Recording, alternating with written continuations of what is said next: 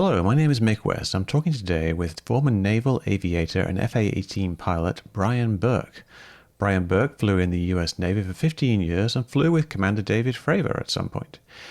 We're going to discuss the current UFO flap, and we're also going to discuss the 3 Navy UFO videos and the recent UFO hearings and the claims of UFO whistleblower David Grusch. So here's Brian Burke. Brian, thank you very much for doing this. Oh, thank you for having me. So why don't you start out? Let's tell us a little bit about your background in the Navy. Okay. I went to the Naval Academy, um, got selected for pilot. I was Aerospace Engineering undergrad, more space than aero, actually. We had a space program. So a lot of my undergrad stuff was actually like remote sensors and field of view, field of regard, a lot of the stuff that you do, actually.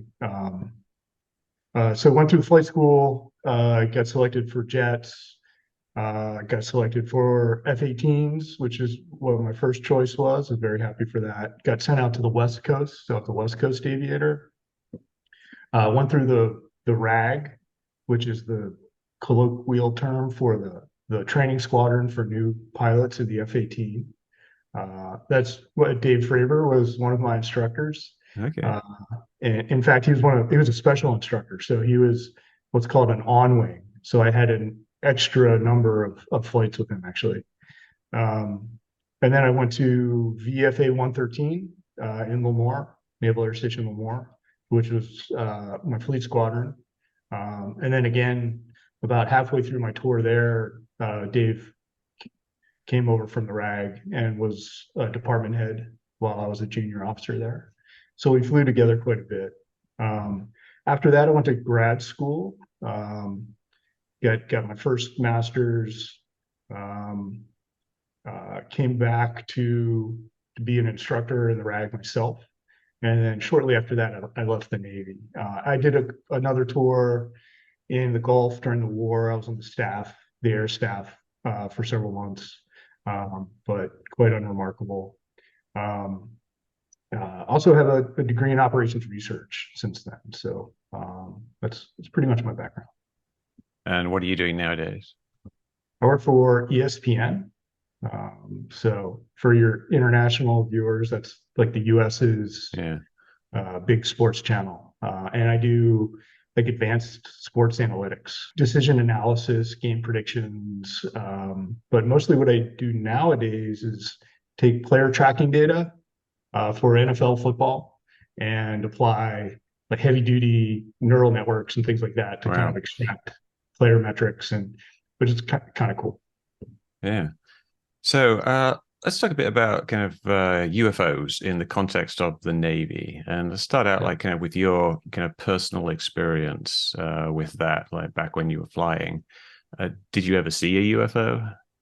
No, no, uh, not with my own eyes. Okay. So there were frequent sensor anomalies that we would see almost on a daily basis. Maybe that's a little too frequent, but it was not uncommon to have a glitchy temporary contact on your radar, for example. But these were easy to kind of understand and detect, and they're for certain reasons. So if a radar, it just didn't make sense. Like the heading bug would be spinning, for example. Like it just couldn't resolve the heading, or the speed was incongruent. So we're over the continental U.S. and it's saying it's supersonic, and so well, okay, probably not, or it's just not persistent. The contact's Hmm. intermittent. So one of the things people should know about the radars in a fighter plane, modern fighters, it's not like in the movies where there's some kind of sweeping antenna and you get this raw return and you actually see like this blob of return radar energy. What we see in the cockpit is a synthetic display. So there's a computer in between that part and what we see in the computer is saying, okay, is this really a contact or not? It's generating the track, generating, saying how fast it's going, what's the altitude, and that sort of thing. So it's a very synthetic display. So that algorithm it's doing its best, but can be imperfect. Okay, so when you hear like the accounts of pilots like Ryan Graves nowadays who have said that they saw UFOs of some sort on their sensors and with other instruments and sometimes with their eyes, do you think that a portion of what they're seeing is that type of thing, that type of thing you used to see? Yeah, Like, I believe Ryan Graves saw those things. I believe many pilots have seen that. Um, the uh, it can be mountaintops. So on the West Coast, we float in the mountains a lot. So it could be a mountaintop. It could be ice crystals in a cloud. Um, so Ryan Graves is in the Atlantic Fleet, and they do almost all all their training over what we call the VACAPES operating area, which is like east of Virginia Beach over the Atlantic. So they're mhm. not seeing mountaintops, but since the Chinese spy balloon incident, right? I think the administration was quite embarrassed, and they told the Air Force, "Hey, crank up your radars and let's make sure we know it's in our airspace." And when we did this, we found all kinds of things. I mean, we're shooting down like kids' birthday balloons, that Timmy let go of in the parking lot outside the Safeway, and so there's all kinds of stuff in the air. Um, the, I think the timing um, is interesting because and this has been noted, all these contacts started showing up after this major upgrade of the F-18 radar. So the F-18 radar went from this sort of relatively advanced, but still sort of, underneath the hood is somewhat old school, radar antenna that sort of gimbals left and right, left and right, left and right in this sort of like interleave pattern. And then we went to something much more modern, which is a like phased array or electronically Hmm. scanned radar. And it basically doubled, let's say, the capability of the radar in terms of the detection range and also how small an object, the radar cross section that you could actually detect with these radars. So overnight, these pilots were seeing things that were, they were able to see things that were twice as small.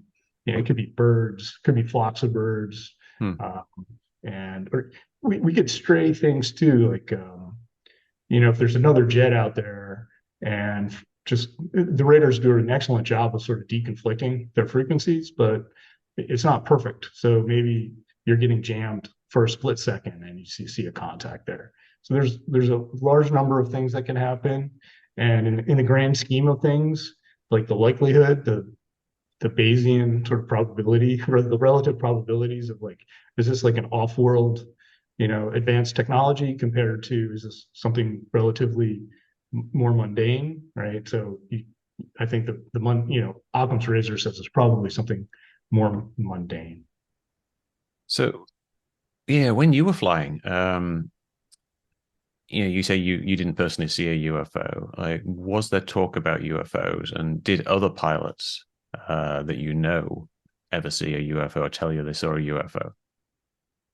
Um, no, no. That's kind of interesting. There were contacts, let's say, that we didn't know. Hmm. We like, was that an airliner? Was that a private jet? Was that another Navy aircraft? Was that Air Force aircraft? Um, was it an SR-71, coming out of the stratosphere? Um, So I there mean, I were, guess would that mean that you did see things you couldn't identify, but you didn't think they were necessarily anything like really interesting or amazing? no, we would see, say, like contrails of things. Um, there were probably Air Force, jets up high doing doing Air Force stuff. Um, I, I I remember I got a radar lock on time. It was my radar was having a kind of tough time. There was a plane just kind of straight and level flying through our working area that we didn't expect to be there. So the working area we were using, we in Lemoore, we sort of informally deconflict. Like, hey, we just go on the radar. Like, hey, I'm going to use the Owens Valley for the next 30 minutes for Okay. BFM training or whatever. And we just sort of informally deconflict like that. But it is sort of open to any sort of military aircraft in this restricted area. And it was an F-117 just kind of plowing through the middle of our exercise. And so there's sort of oddities like that. But never did we have an incident like Lieutenant Graves would talk about, or a Tic-Tac type incident. I don't remember anything like that. Yeah. So, I mean, I guess you wouldn't. I was going to ask, like, was there a procedure for reporting things? Like, right now the Navy has implemented new UAP reporting procedures. Right. Would that have even come up as a thing that you needed back then? No, nothing like that. Even look at the Fravor Tic-Tac incident. Like it sort of went up the chain of command to a certain point and then just sort of evaporated. And even the tapes, the videotapes were, I think, most likely overwritten. Right. So the way it works is, which I think a lot of people have a hard time understanding. Like, why would you overwrite tape? But each squadron has a set. I think back then there would have been 8mm video cassettes, Yeah. and the squadron only has so many of them, and they're highly classified, and well, maybe not highly classified, but they're classified, and they are so you just keep very strict inventory of them, and you can't have lots, and you just can't generate new secret information over and over and over again. So we reuse them, and so we just retape over them. We come back from our flight, we review the tapes during our debrief, and then that's it. The usefulness of the tapes is, we don't save them for posterity unless there's some sort of mishap or something like that. And so it's not unusual to just overwrite all these tapes. It's a very common thing. But So no, with we didn't have there was no formal reporting thing. There was like an yeah. FAA thing. Like if you had, let's say, a near miss or something like that, like safety of flight issue, there were official FAA reporting procedures that we were well aware of. So would you say that you felt like there wasn't a need for such a procedure, at least then? Like a No, reporting procedure for UFOs, UAP? no, it wasn't. So we're talking like late '90s, in the early 2000s, um, and there was, we were worried about Al Qaeda, to be Yeah, honest. yeah. There was not, UFO wasn't on the menu really, Interesting. until the Tic Tac. And then the Tic Tac incident was not made public for many, many years. Um, I had recently, so I was still in the Navy when it happened, and I left the Navy, but a friend of mine who was on the Nimitz at the time of the incident came to visit me, a couple years after the incident, and he's like, "Hey, did you hear what happened to Fravor?" I was like, "No, what happened?" He's like, "Oh yeah, he got into a dogfight with a UFO," and I was like, "Oh, that's cool." And then I never really thought about it again until the New York Times article broke all of Yeah. it. And that was Like, like 12 oh years yeah, later, 13 years later yeah. I was now. like, that's what my buddy was talking about. Holy cow! And so the sort of the authority of the New York Times, and combined with some of the other stuff, really made me think like, wow. And they included those other videos too. And at first blush, if your first time looking through those, you're like, wow, that's some really weird stuff. It can't be explained, until you stumble upon Mick West's YouTube channel, and then it sort of makes a lot more sense. Yeah, well, I'm sure there's a variety of people who would disagree with that assessment. But so you use the ATFLIR system on your flight? No? No, I use the predecessor, but Okay. the AT-FLIR it's the same thing. Some upgraded sensors, upgraded electronics inside, but the display, kind of what it does, is identical. It just does it better. And Yeah. especially in the air-to-air realm, the AT-FLIR uh, is uh, has some enhancements for sort of air-to-air locks and tracking. It also has a video sort of TV, like a non-infrared mode that we didn't have. But the way it works, and the way you describe the way it swivels and slews, is absolutely correct. That's how it works. Yeah. I Same think same. that yeah, the big argument, I guess, with the ATFLIR thing and the my interpretation of it, obviously, like we've got this gimbal video with this rotating blob on it, Yeah. and the rotation appears to match what happens when the FLIR tracks from left to right. Uh, Yes. Yeah. but some people argue that the ATFLIR would smoothly track, so it would rotate smoothly rather than it kind of in steps. Do you know anything about that In my distinction? experience, so the purpose is to keep it from gimbaling, like what we call gimbaling, which means Yeah, it exceeds its capability, its rotational capability in one axis. So in order to not do that, it doesn't want to stay on the edge of losing the track. It wants to have some leeway, some cushion. right, So in order to build that cushion, it's going to go a little further than it needs to right now, and then continue to track. And then it gets near that cushion, and it says, "Okay, I'm going to rotate again," and then it approaches that cushion. So I think that's the mechanism. I don't think it's so smooth like that, but it appears smooth to the pilot yeah, if you don't understand how the mechanism. So it's not like an eyeball. I think people use their own eyeballs as sort of their prior, and so the eyeball can slew up and down and right and left. So if you want to see something up and left, your eyeball goes left and up. FLIR can't do that. It can only slew in one axis. You can't. It's very very difficult to engineer a sensor to slew up and down, left and right. So it'll slew up and down and then rotate around the z-axis, and that gives it the same capability. And I think to me, when I watched your dissection of that, was the kind of the killer moment for me. Like I was like, yep, that's exactly what's happening. The glare is in the lens, and the lens is rotating. So this object is not rotating. It's the mm, lens that's rotating. That now I remember how this stuff works. That's exactly what's going on. And then the killer, if anybody still doubts that, is when you, I think in a subsequent video, looked at the background. Sort of yeah, the way these sensors work is like when you take a picture on your iPhone or Android or whatever, you can go in and say, well, like adjust the contrast, and you can hit a button and it maximizes the contrast.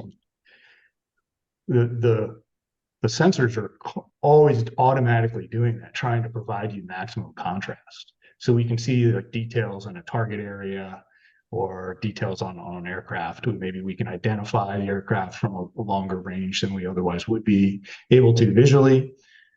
And so it's constantly adjusting that sort of contrast to give the pilot the best picture. And so that darkening and lightening of the background is rotating along with the lens and the glare. And so I think that's like the double killer. Like if you're not yeah. convinced by the way the FLIR works, then just look at the background, and that's telling you. So that for me was like, yeah, Mick's right about that one at least. Yeah, well, they'll probably.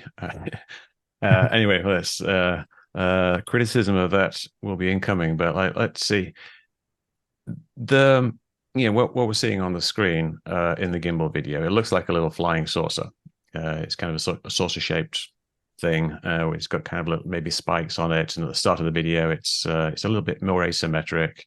Then later it gets more symmetric, but it kind of rotates and changes shape a bit.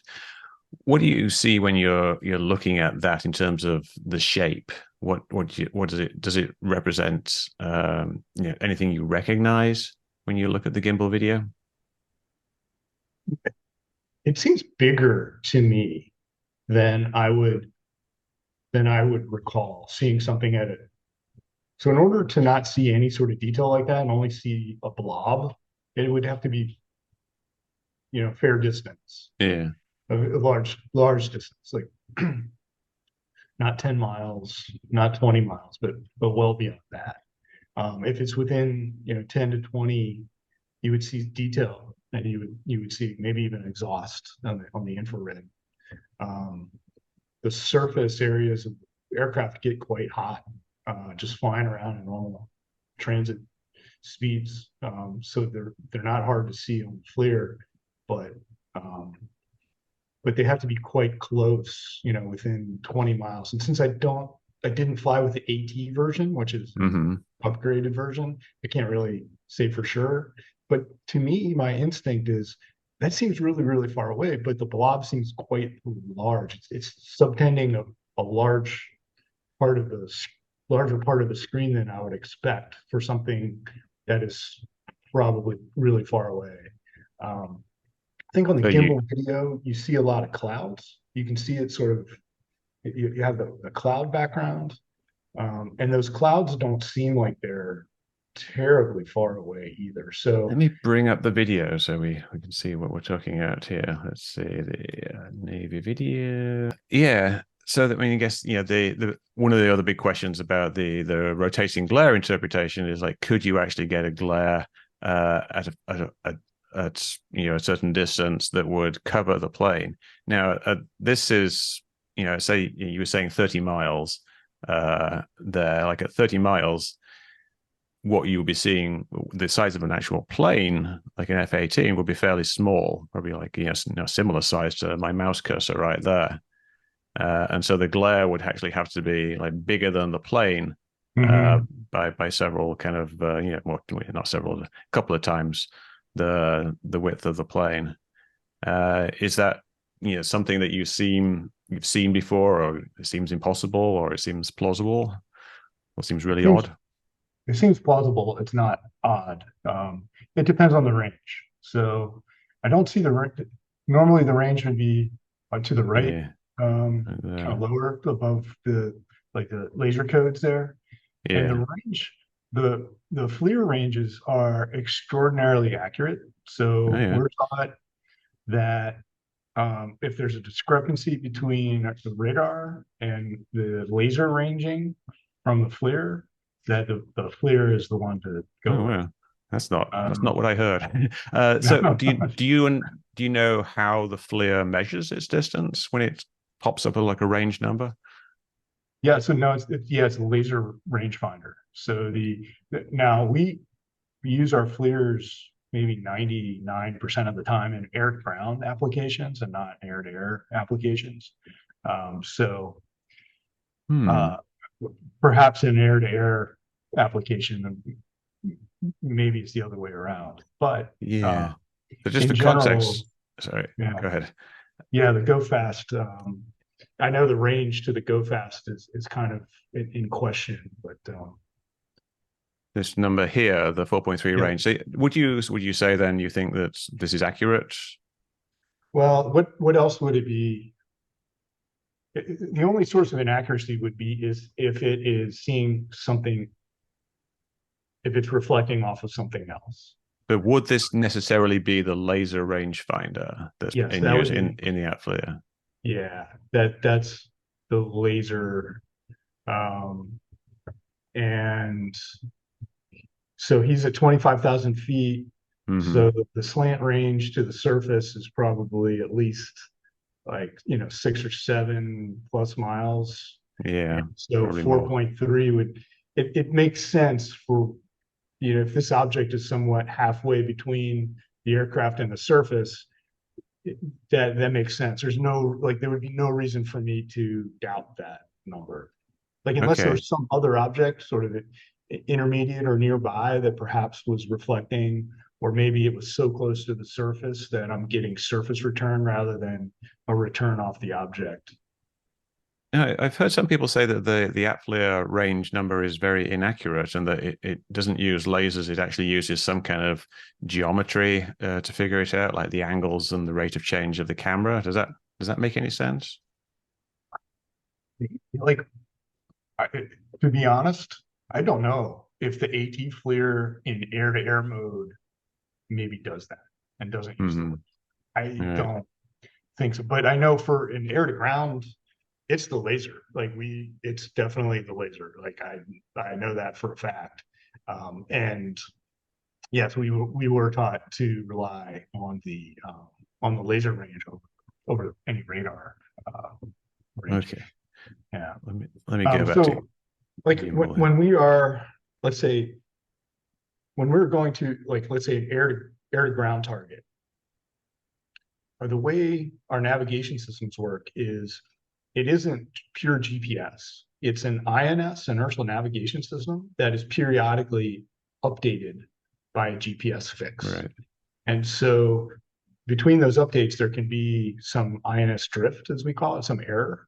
And so when we will, let's say we have a target we want to attack, we have a latitude and longitude and an elevation, and those are often imperfect. And so in that case, before you have a laser range to that target, it is doing a calculation based on the you know the geometry of your altitude, the target's elevation, the distance to the target, and there are some inaccuracies involved in that case. And so it is doing a geometric computation. But once you get a laser range to the target through your FLIR, that's sort of like you know, the most reliable. Right. Because we don't have a range in this particular instance with the gimbal video. So we're kind of left with other options. So I did this, I don't know if you've seen my other simulation that I did with the gimbal video. Like I did a 3D reconstruction where we have the flight path of the plane down here, the jet, which just looks like stick a jet on it there. Yep. And then off in the distance, we have potential flight paths for other things. So these are all the lines of sight calculated from the angles that are on screen. And then you can specify a distance and say, at this distance, it would be moving along this line. So we could change, like, say, the start distance here is set to 32 at the moment. So if you see down here, this little green line is what path you would have to take to traverse the lines of sight at that particular distance. And it kind of turns out that at around about 30, I think 32, we get a relatively straight line, like a little bit of a curve in it, but relatively straight. That's similar in length to the path of the jet, which would kind Yeah. of So indicate is if, perhaps. if the cloud, if the clouds are translating across the screen at a constant rate, then if that plane were maneuvering and you kept a lock, kind of in the middle, then the clouds would slow down or speed up. Yeah, they do slow down, but they're slowing down because the clouds are over here, and the jet with the camera turns to face the clouds essentially. So we see I towards see. the end of the video, the clouds are actually slowing down, and they almost stop at the end, down here. At the start, they're pretty fast because you're moving parallel to the clouds. In terms of you're looking to the left and you're moving forward, so you get this parallax motion. But so, like with gimbal, there's this kind of like I guess dispute about how far we should say away the object is.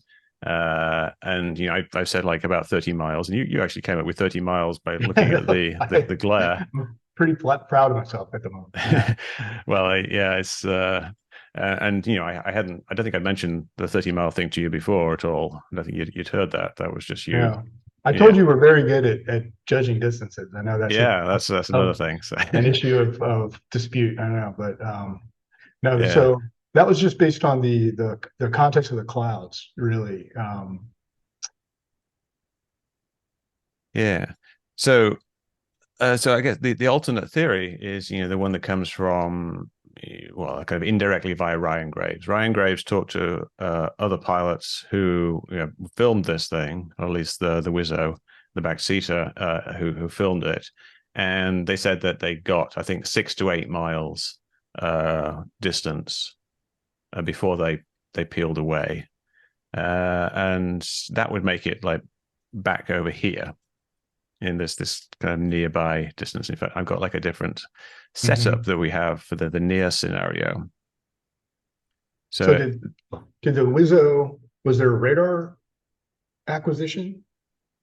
I believe that there was like an initial, yeah, well, actually, yeah, the with Gimbal, what they said is that they had kind of a display like this. It's just the SA display, Yeah. which showed, well, apparently they didn't seem to notice this fleet at first, but they they had a target that they were looking at. I think they acquired it on the radar, and then they got it on the ATFLIR, and then on the SA page they saw what they described as being a fleet. And Yes. Ryan Graves later, described this as being this kind of triangular formation that was following the gimbal object, which would be the little gimbal object here, and it moved around, and they turned around and went back the other way. And I tried to simulate this in the whole simulation here, showing their path there. And if I skim through, you see them moving on the radar, kind Yeah. of like what Ryan describes. It does So require a lot of my first instinct, imagination. I remember hearing that the audio, the ICS, the internal comms between the pilot and Wizzo on that tape, and they say, "Look, it's like a whole fleet of them." And I remember when my first instinct was when I see something like that on my display, my first instinct is I'm getting jammed. I'm getting barrage jamming. And what that does is, through that filter, through the algorithm and the radar or whatever, when you're getting barrage jammed, and I'm not saying there's some Russian out there shooting jamming at us. It could be another friendly radar. It could be a ship out there with its radar. It could be the sun.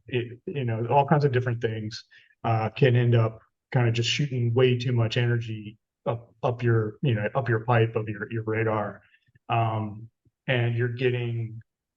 you're seeing multiple contacts that just aren't there, and that is a symptom of what we would call barrage jamming, which is just kind of just a blast brute force of EM, Mm-hmm. electromagnetic energy, shot your way. And that was my first instinct. If I watching those maneuvers, it's unusual to have sort of this inverted echelon. Normally, a formation flight of fighters would be more like that, where the lead aircraft is out in front, and sort of this what we would call a Vic, um, where it's like a V, an inverted echelon. That would be very unusual. But also, that is like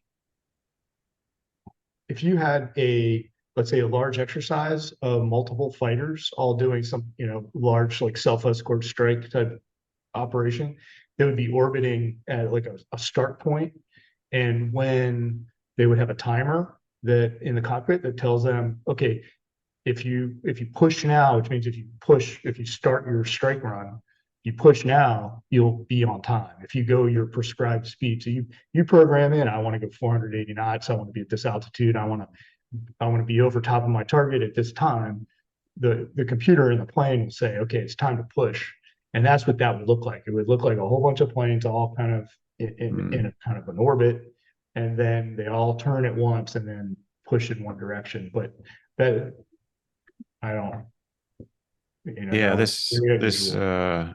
what we're seeing here isn't actually it's not a perfect representation of what Graves describes. I think he describes a formation of five objects flying in a V, and he said that their aspect indicators were kind of jiggling around, which is why I have them jiggling around Yeah. here. I'm not sure how much that is, and then he says that they all kind of turned around with kind of separate radiuses of turn, so that the formation kind of dissolved a bit, and then they reformed going back in the other direction.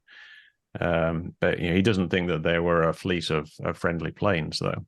Uh, I think like it, remember when we began, I said like, well, these sort of uh, these phantom returns, like that's one of the indicators is sort of inconsistent heading bugs. Mm-hmm. Yeah, I guess that could be a symptom of being a UAP as well, that they have some kind of, I don't know, cloaking or something. So it kind of works both Yeah. ways if you're using that as evidence of something. Um, so what would you say is your overall assessment of this one particular case, the gimbal case? Uh, if you were to have to give what you think it is, what do you think is actually going on in the gimbal video? No, I'm convinced it's okay. Number one, okay, things I'm very, very confident of. It's not actually rotating. It's the Right. lens. It seems to be non-maneuvering. It seems to be traveling at normal aircraft speeds and altitudes. Um, it seems to be co-altitude with the fighter here at 25,000 feet, which tells me it's probably not an airliner. Airliners would be the Hmm. transoceanic airliners are going to be in the 30s, probably even the high 30s. Um, and so my best guess, if I had to put money on it, it's another blue fighter. Yeah. So so say it was another blue fighter, meaning a fighter on the same team. Yeah. Does How would they not have figured this out? How would it happen that we've ended up with this video and this account of an unknown object if it was in fact just another FA-18? Well, I think they were primed by the Tic Tac story and and combined with not having sort of the intimate engineering knowledge of the way the sensor works, I think it would be natural and normal to have that reaction. And then I take them at the word that there were some additional contacts out there that they were seeing, and to I can't really explain that, to be honest. Yeah. I give some theories that I talked about, uh, but those things all together. So primed by the Tic Tac story, the rotation that they don't quite understand, and then these additional contacts, and which would be very, very strange to see if those were real contacts, those were real objects there. That would be highly unusual to see in that kind of working environment and Yeah. over the waters. So I think those three things combined, they're primed to think, okay, this falls in line with what the stories I've heard before of these tic tac shaped objects and doing unusual things in the air. It's interesting. Uh, so,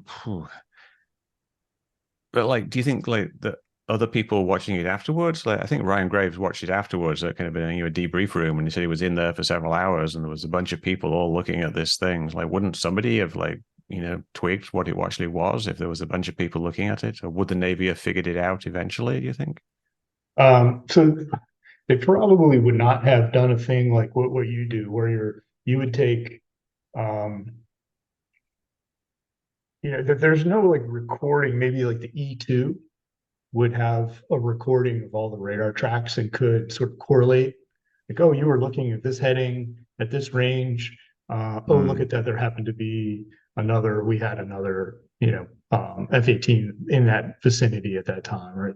Like there's no sort of overall sort of recording. So as a pilot, you go to your ready room, you take out your tapes, or nowadays I think it's digital, and that you sit down in the debrief space in your ready room with the people on the flight, and you review what happened in the flight and talk about it. But there's no sort of other like off-board sort of overall picture that you can kind of refer to.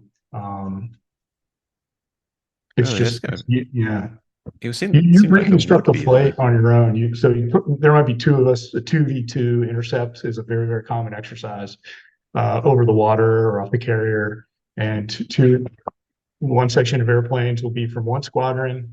Another section of airplanes, a two plane, that's a section. Another section of airplane will be from the other. One will play the part of red air. The other will play the part of blue air, and they're the ones actually getting the training. The guys playing the red air, they're just kind of target practice. And then you come back to your ready room, you sit down, You kind of reconstruct the spaghetti on the whiteboard. You watch the tapes.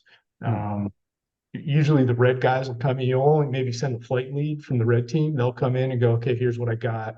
And you go over each run. Maybe you did like 4 or 5 runs, 3, 4, 5 runs of intercepts. And then you know, this is what I got for you. And you just leave a bunch of notes with the flight lead. And then the blue flight lead will sit down with his wingman and they'll go over further details to watch your radar tape. So our FLIRs can be taped. The HUD is always taped. And then the radar page is taped as well. And then you you can also hear all the comms. And then you just say, okay, here's what you did well. Here's what you didn't do well. And that's it. That's kind of how, and the debrief might last a half hour, 45 minutes. And then you go to mid-rats and you go have a burger. That's kind of how it works. There's no sort of tax range, big thing. You don't go into like a CIC and replay all the radar tracks out there. That's just not Yeah. something you do. So that's interesting because, like, you know, when I do a reconstruction of something, like there's this one here from a UFO case, like I actually can get the ADS-B tracks of both planes and reconstruct exactly where they were in space down to the second, and then I can synchronize like a video or an account with what you can actually see out the window and show that they're the same things. Like after, like, say, a training exercise, is there no way of doing this? You don't have this kind of precise, like, recorded tracks of the entire, you know, spaghetti of what's going on. There may be, especially now, Yeah. but it's the purpose of what we do is to enhance our tactical skills and not to detect UFOs. So like, Right. That's a so good point. there's Yes. no there's just no strong use case for this. Um, Now I think much more modern fighters like have internal recordings where they record all their GPSs and things like that. But unless you download all of, you know, the entire air wings information down into the, you know, some central computer that can reconstruct everything, Hmm. you just, and there's just no use case for that. There's not enough juice out of that squeeze to do something like that, unless there was a midair collision or some grave mishap that, you know, Yeah. reconstructing everything. So, like, you know, when you're doing a training exercise, you have to deconflict the airspace, but I guess it's essentially something that just happens in the moment. And if you want to identify a plane that's, you know, 30 miles away or something, like, Yeah. if you don't do it then at that time, it's kind of difficult to do it later. Would that be You know, their assessment? yes. So the only reason I think, not the only, but shouldn't be so categorical, but the primary concern with these objects is safety of flight. And Yes. so that is the number one killer of pilots is what's called CFIT, controlled flight into terrain, which is some uh, heartless term for a Yeah. pilot kind of flying into the side of a mountain, you know, just misjudging speeds and distances, and or flying into the water at night. So at night, there's no over the water of the ocean. There's no reference. There's no horizon. You're flying tactically purely on your instruments, really, and that's the number one killer. The number two killer is we fly into each other. You fly into your own Wow. wing because we were operating at very high speeds, very dynamically high Gs at night on NVGs, which only, you know, kind of looking through soda straws. Um, and so midair collisions, the military in general is very, very sensitive to any sort of midair collisions, especially with any sort of aircraft that are not part of an exercise. So they're not cooperating. They don't know we're there. We might not know they're there, and that is a recipe for disaster. It's like, well, the sky is so big and the planes are so small. What are the chances? Well, we do this so often. We do this every day. It's just the numbers are inescapable. It will happen. You're going to have fatal midair collisions. And so we're very sensitive to that. So the Princeton and the Tic-Tac Nimitz incident, that was their main concern. They're like, hey, Hmm. you know, maybe we've made contact with the first extraterrestrial life out there. No, they were saying these are contacts. We have every reason to believe that these are real. We've reset, recalibrated the radar. They're in a working area where like airliners and things know not to be. There's a dedicated corridor out of Southern California for airliners called the 1177, and the fighter planes don't go in there. We might lose our wings if we go in there, and then airliners know not to get out of there either. So Mm-hmm. so if we see sort of unexplained contacts, that's a major safety of flight issue. And same thing with the East Coast guys, like Ryan Graves out there. I'm certain. I'm not certain. I would guess my best bet is they're seeing these contacts, and they're trying to get the attention of their senior commanders up the chain of command. And they're saying, we're risking our lives with. We don't know what these things are. We're risking our lives with those things out there. We need to figure out what they are. And so you can get, depending on your kind of personality, you can get pretty I don't know what the word is, like this could become a very moral thing for you. This could be a very you could Mm-hmm. this could be a very principle the thing, an issue of principle and safety and human life. And so I think that's the primary motivation for these things. It was never, hey, let's try to figure out if this is an airliner or some kind of, you know, hyper technology that we're not aware of. Yeah.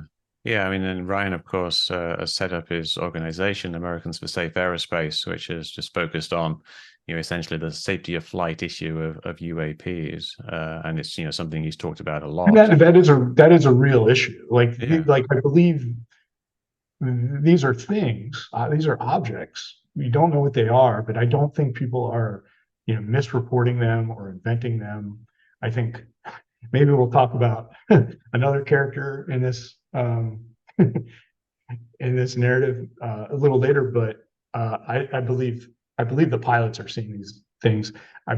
Since I know Dave personally, and I know he's a man of impeccable integrity. He's a very serious guy. Dave Um, Fravor, just to be clear. Dave Fravor, yeah, he is an extremely experienced pilot. He is an exceptional officer. Like I can't say enough great things about him. Yeah. Now, could he have been subject to some kind of optical illusion or whatever? Possibly, but he doesn't, he's not an exaggerator. He's not a BS. We all know types like that, people like that who kind of like to tell tall tales. Like I'm Irish, like that's what we do. Like if I had been in that situation, there probably been like 4 or 5 Tic Tacs and I shot like 3 of them down. um, but that, so I believe, Ryan Graves, they're seeing these things. I just, in sort of the relative, probability of kind of what these objects are, um, you know, it, jumping to the most, fantastical conclusion when there are highly plausible explanations at hand, even though we can't be certain of them. The relative probabilities of what these are, I think it is kind of overwhelming. Yeah, and I think it's very interesting, like you brought up the difference between East Coast and West Coast. And you said that when you were flying, you used to see these dodgy radar contacts like all the time, almost every day, and that type of language is very similar to what Ryan Graves is saying, and yet he is characterizing them more as being like these physical objects doing weird things in the sky, and you said you were able to largely recognize that these things were faulty radar returns. And then you bring up the difference between East Coast and West Coast And the wind, yeah. is the wind. Like in the West Coast, the wind is blowing from the ocean towards the shore. 99% of the time when you're out there. That's why the LAX planes take off into the sea, because the wind is always flying going in that direction. Very rarely do they land the other way around. Right. And on the East Coast, it's more variable. But you often get this I guess I see an offshore flow where it's flowing from the land to the sea. Well, especially And at altitude. So the surface winds yeah, can swirl and be different, and that's what wind shear is like the upper altitude winds are generally flow west east across the U.S. We've all seen weather maps and the jet yeah, stream and everything. it never ever goes east to west. Like Yeah, at altitude. Yeah. it never ever does. That would be cataclysmically bad for the Earth if that were to happen. Yeah. But the surface winds can swirl, given storms and high pressure, low pressure. But at altitude, you and especially in context with, like I mentioned, the Chinese balloon. Like Hmm. once that happened, and I think that at some level they said, hey, let's get a total inventory of what the heck is out there over top of our the North American continent right now. And when they did that, we had F-15s shooting things down over Lake Michigan, and we have no idea what they we in Yukon territory and other places we don't know we still don't know what they are, but a Sidewinder missile impacted it and detonated it, so it was something. Yeah. And I would guess that these are all hobbyist balloons and weather balloons and university research balloons and uh, happy birthday Timmy balloons, like I mentioned, Mylar balloons or something like that. And the better and better our technology gets with these radars and these sensors, like the more and more we're going to encounter these things, or at least knowingly encounter them. Yeah. Well, let's just talk about balloons briefly then. Like, did you ever see as a pilot at any point see a balloon out of your plane window? So I never saw a balloon, but we were very cognizant of very high altitude, very large balloons Mm. along on a tether along the U.S. southern border. So we did a lot of, I flew Huh. in flight school in southern Texas, in Kingsville, Texas. And then we did a lot of our air to ground training in a place called El Centro, California, which is near the Mexican border, kind of south central, southern central desert California. And at least in those days, I don't know if they're still there, on our tactical maps, on our charts, there would be these small restricted area circles, like don't go here because there are often balloons on these big giant high altitude balloons on a Right. tether that have sensors to detect smugglers and other things. So there are those things out there. I never set eyes on them, but I know they're there. Yeah. Yeah. So like, do you think it's plausible that there's a difference between the reporting East Coast and West Coast because of balloons specifically? That's a Uh, theory. That's my theory. I think there, a couple things is we're not getting those reports from the Pacific Fleet. yeah. Um, the Pacific Fleet aircraft operate more often over uh, the restricted area and like Eastern California and Western Nevada area, and less often over the Pacific waters. Uh, the waters of the Pacific are quite cold, so if you eject, your um, survivability is not great. The Atlantic waters are warmer because of the Gulf Stream, and so they fly over the water more often. They don't It's have interesting. a good, they don't have the open airspace over the East Coast that we do over the in the mountainous West. Um, Yeah. Yeah. We but I get think somewhere. we're not getting these reports from the Pacific Fleet. We're not seeing, these are coming from the East Coast squadrons. Yeah, I mean, it does sound to me quite plausible that a substantial portion of them are balloons. I think the UAP task force last report, or was it Arrow's first report? They said they described a large portion of them as balloon-like entities, like things that look like balloons. They're getting reports of things that look like balloons, so they probably are balloons, but doesn't explain everything. No, I mean, you can't conclusively say it is a balloon, but it seems like that's a dominantly plausible Yeah. alternative. So some some of the reports they describe one of two things: either something hovering, and they describe it as hovering in place relative to the ground, so zero ground speed, And they also describe things moving at Mach 2, and possibly, I think, going from one to the other, but I'm not sure about that specifically. Now, if we're talking about something like a balloon, obviously a balloon is going to be moving at airspeed, and if it's at some altitude, it's going to be like, probably over 50 knots. So you wouldn't expect to see a balloon doing one of those two things. But is there a way in which, like, the radar is giving some kind of faulty return based on something like, like a Mylar balloon or a bunch of Mylar balloons or something like that, that could result in a false reading of the aspect and the velocity? I can't say for sure, but the radar cross section of those objects would be, much smaller. The radar is sort of optimized and calibrated for, fighter plane size Yeah. objects.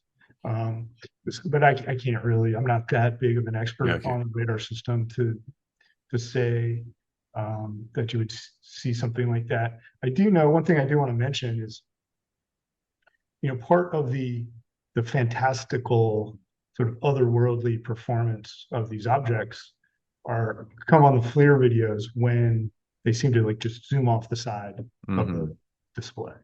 And I just want people to know this happens all the time. This is perfectly normal. Um, and so what's happening is the FLIR is highly magnified. It's a telescope. And imagine just in your backyard, if you have a telescope and you're looking up at Saturn's rings or something, and let's say somebody just bumps the telescope, uh, Saturn is going to look like it's taking off at like, Mach 20 off towards, out of the galaxy. Yeah. That's what's happening is so these instruments, these displays, the sensors are not perfect. And you can even see it's kind of struggling to maintain a lock.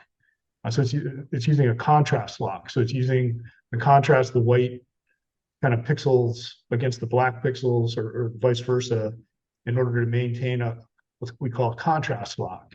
And it's struggling.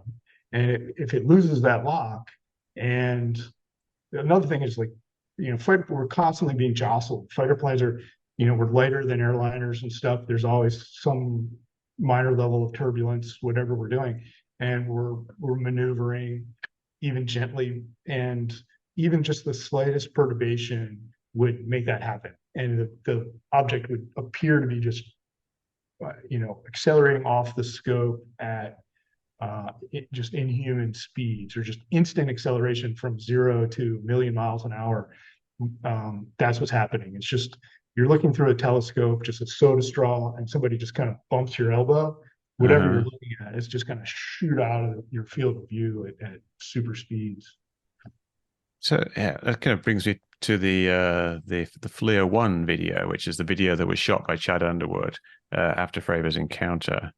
Uh, if you're looking at this, just I'll skim through it real quick. At the start, it's kind of like a small, can't really tell what's going on. Then it kind of zooms into 2x zoom, and you see it's kind of a spiky shape. It's almost a little bit saucer shaped.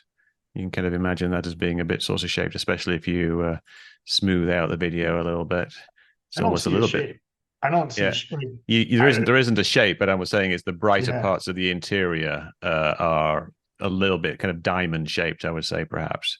And then there's these spikes going in every direction. But yeah, really, it's just like a glare, kind of a shapeless glare at that point. Yeah, like if I saw something like that on my FLIR, I wouldn't say that, oh, that is the shape of the object Yeah. that it's sensing. It's just that I'm not close enough to really have enough detail to see a shape. And these, even the display is, these aren't like 4K monitors. These are like 9-inch LCD screens. I don't know what the resolution is, but so you have a limitation on the sensor side of the resolution, and then you also have a display limitation in terms of the pixel sizes. Yeah, and this what we're looking at here is a recording of a recording. So it gets recorded in the cockpit on this 8mm VHS tapes, essentially VHS.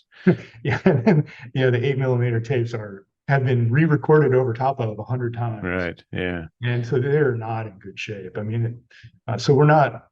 the purpose is just kind of reconstruct our tactical engagements. It's not, for the sort of engineering purposes like this. Yeah. Okay, let's see. I wanted to ask you about something with this. So this is the FLIR one video. Like, I guess I'll talk about Fravor in a second, but this is like, since we're here, this is the video that was shot by a pilot that went up after Fravor, and Yep. he saw something. Now, actually, what's something I want to ask you real quick was right here. It shows you 99.9 range. Does that indicate anything to you? Yeah, that means it's the range. It's beyond. It's not 99.9. That's the one thing I do know. Right. It's either giving you kind of bonkersly incorrect range, and and the system sort of recognizes that, or the range is greater than 100 miles, and it's similar to the way, like, if you ever played a video game and sort of exceeded the max score, and it's sort of Uh-huh. because there's a limit to the number of digits that are going to be displayed, and that's what's happening. So it's maxing out at Hmm. 3 digits, two, and then 2 digits, and then a tenth. Yeah. Well, someone told me that when it says 99.9, it means that it doesn't actually have any range data. That Uh, could be, or it could be longer than 99. Yeah. yeah. But we know that in this particular instance, we're looking up at 5 degrees. So if it's over like 100 nautical miles away, that would put it, I don't In know, like space. 100,000 feet or something, like ridiculously high. So I Right. don't So think it's at 99. the one thing I know is it's not 99. Like, that's Yeah. the, like, just when we see that, we know to discount that we're not really getting a range. That's really all I know. Yeah. So this what we're looking at here is the TV mode, which is just visual light, and people say that this looks like what Fravor described, looks like a tic-tac shape. Yeah. Just you looking at it here, let me zoom in a little bit. Uh, does this look like a tic-tac to you? Does it look like what Fravor described? It would, to me, if my CEO had grabbed me by the shoulder and on the next cycle, off the carrier deck, and he said, "Hey, be on the lookout for this." Uh-huh. My mind is primed, and if I did see this, I would be completely. I would understand why someone would certainly come away with, like, "Hey, like, I have confirmation of what you saw," Yeah. Yeah, it's just me. even if it It were kind of just an airliner in the distance. it looks very irregular to me. And this is something I bring up with people all the time, is that it looks more like I don't know, like a dumbbell or a peanut or something like that, especially right Mm. towards the end. I think this is almost the last frame of visible light. Yeah. And kind of earlier on, it looks a little bit more regular. But if it was something like, say, you suggested that maybe the gimbal might have been like a friendly fighter. Do you think that's possible here? I mean, could this particular shape that we're looking at could it be an out of focus F-18 or something like that? I would think it's more likely to be an airliner because All right. it seems to be quite a bit higher than our normal operating altitudes. More what Okay. we would expect to see an That's airliner. interesting. What's the heading of the aircraft? Well, the Should say on headings, here. I don't think it's indicated on here, so we don't know. Um, yeah, but so absent of what happened to Fravor's flight, right, this would be completely innocuous. But Okay. given what happened, I can totally understand why Yeah. someone come back and say, "Hey, this is confirmation." So let's talk The about thing, Fravor then. Oh, sorry. one thing I want to point out is one of the things that I've thought about is that there have been these groups. Like, now they have, like, the UAP group, these research groups, and then before that there was the, like, a, Like ATIP and ORSAP. yes. And so I think, like, the people operating those groups are sort of like, I need to choose my words carefully here. They did an incredibly incomplete analysis. Mm. Like, I'll stop there. Just incredibly incomplete. So number one is they need to have you or someone just like you on their team, which they obviously didn't.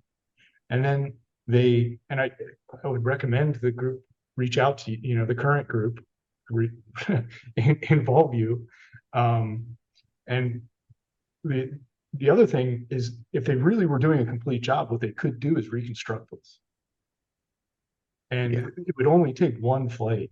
I You know, know you that would would be. you would pick, the Yeah, meteorological conditions are similar. Okay, we launch an F-18. Okay, try to pick out an airliner at this distance, an F-18 at this distance. Okay, now this distance, now this distance, and you could do like just with one sortie, you could come back and say, hey, look, the airliner at 85 nautical miles looks identical to what we see here in the FLIR one video, or not, or maybe it's completely different. And so they appeared to not do any of those things, which seems incomplete. yeah. Well, I suppose we don't know exactly what the investigation did, especially the UAP task force and Arrow. I'm hoping actually that Arrow actually revisits these older cases and at least does some more detailed analysis on them. But I But think at the very least, especially they didn't know about the glare rotation, right? Like, yeah, and the way, I can't remember the gentleman's name. It's got like Elizondo. yes, just the way he presents the topic to me seems he's an advocate. Like Right. he's not a scientist. Like it just comes across pretty clearly, at least to me.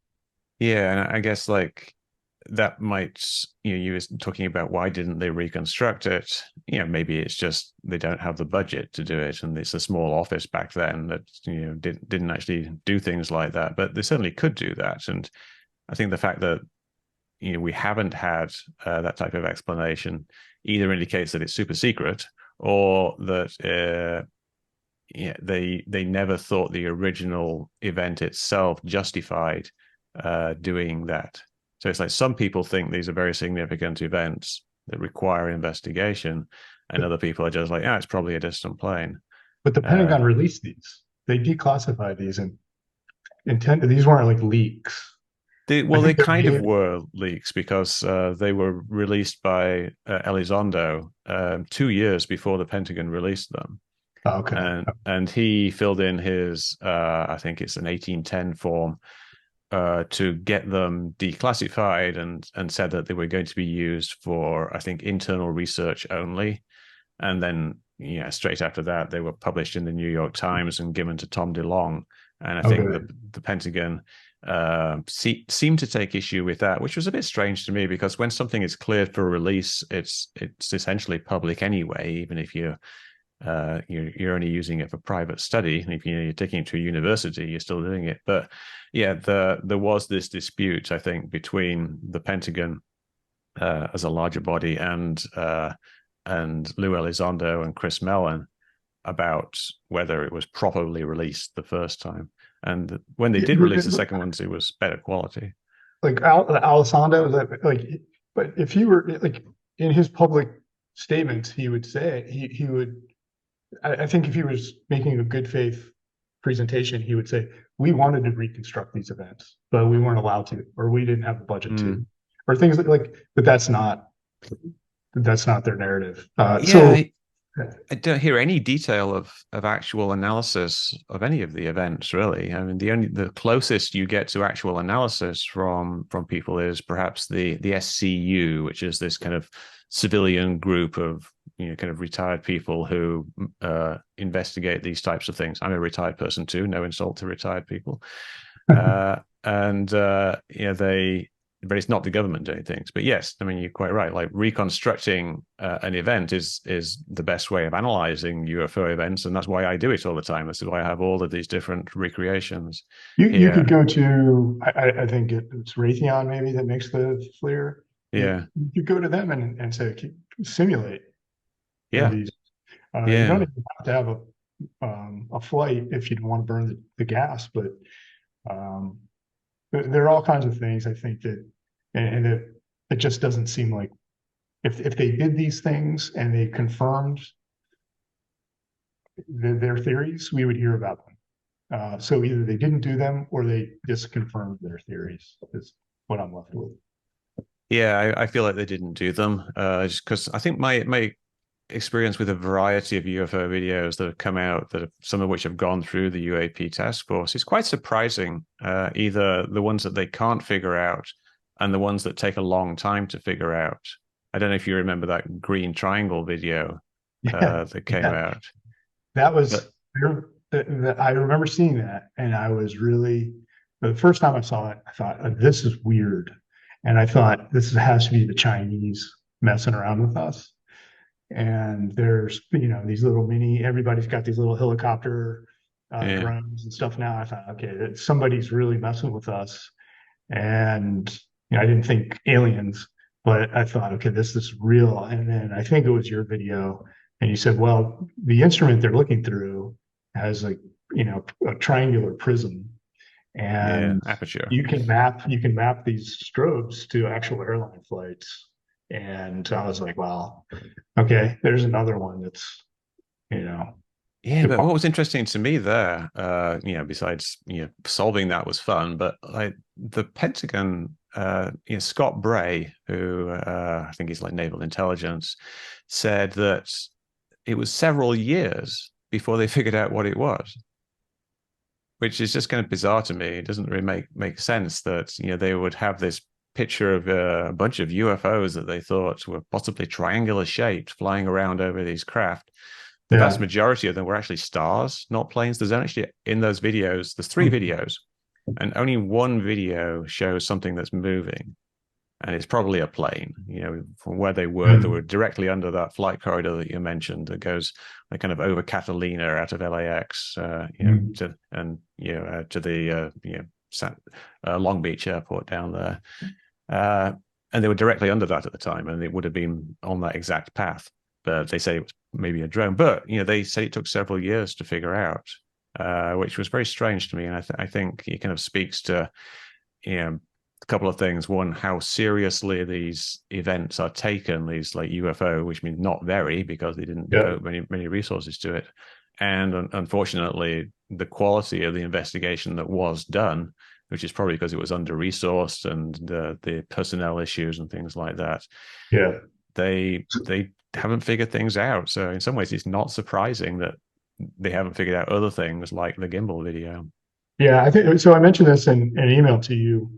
One of the things I want to, let your viewers be aware of is they might be curious, like, well, why, given these extraordinary sort of this apparent discoveries, why wouldn't the Navy or the military be much more alarmed and aggressive in figuring out what's happening?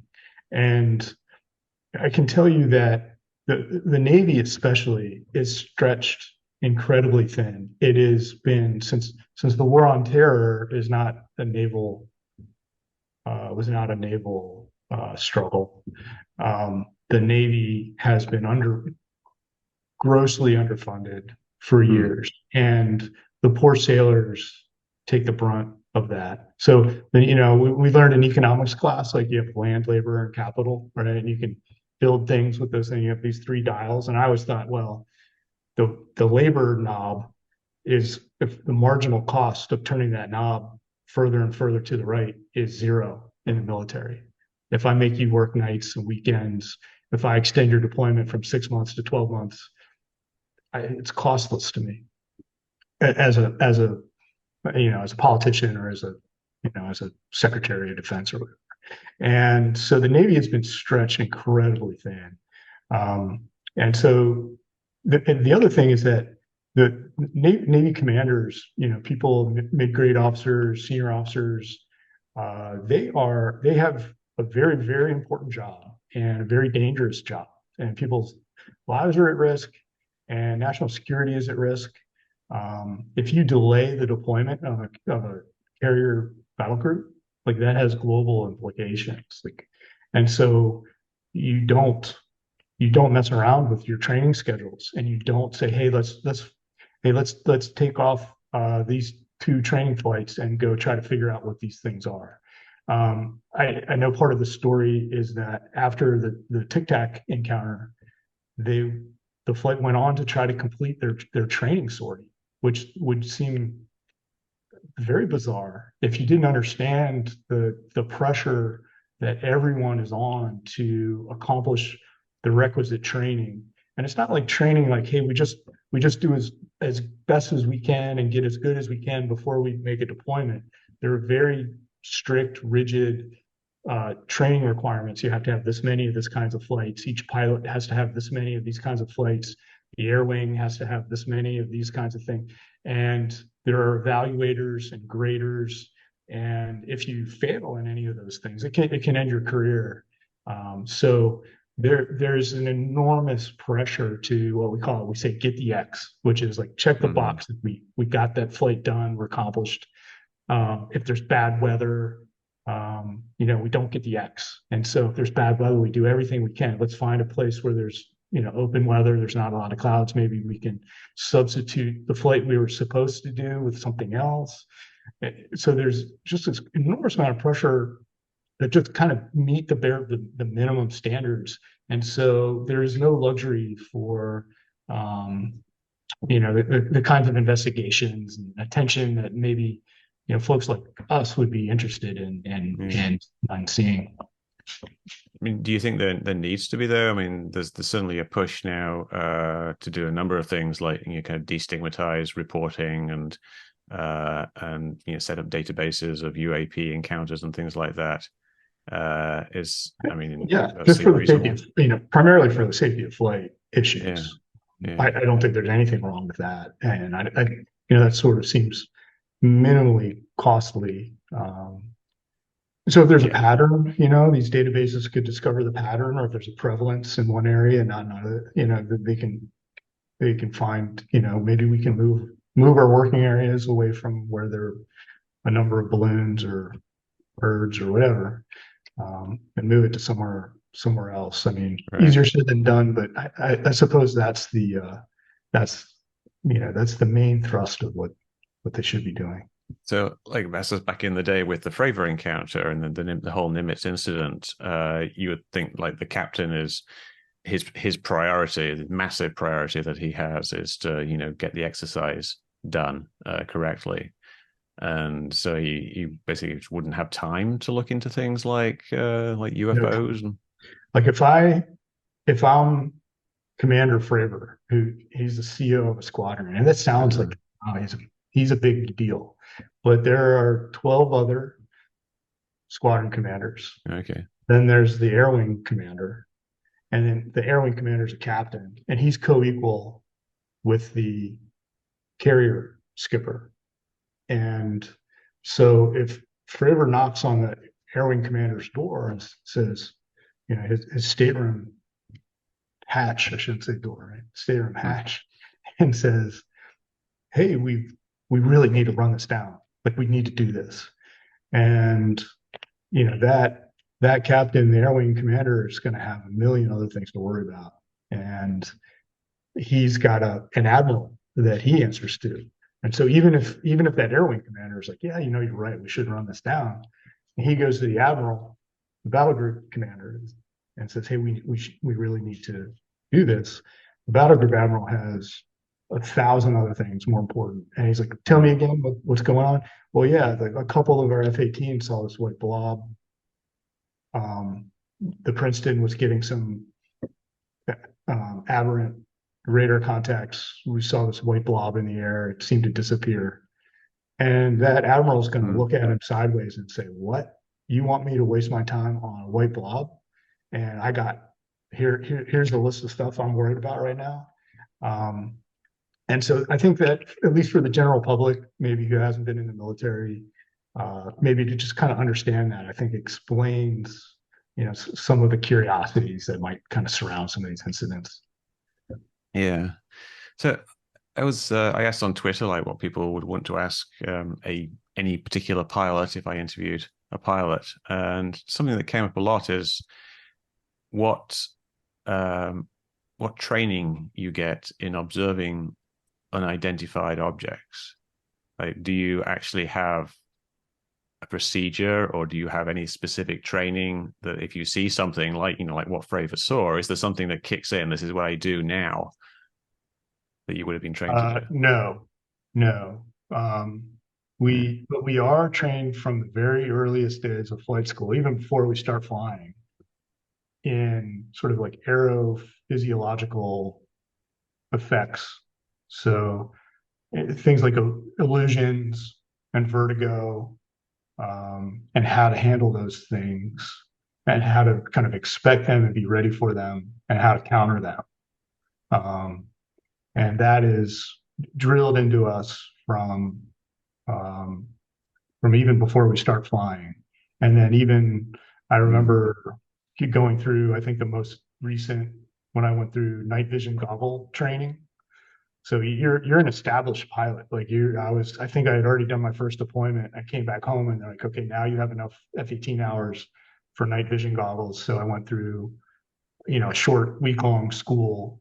And again, they drill you on, how your rods and cones work.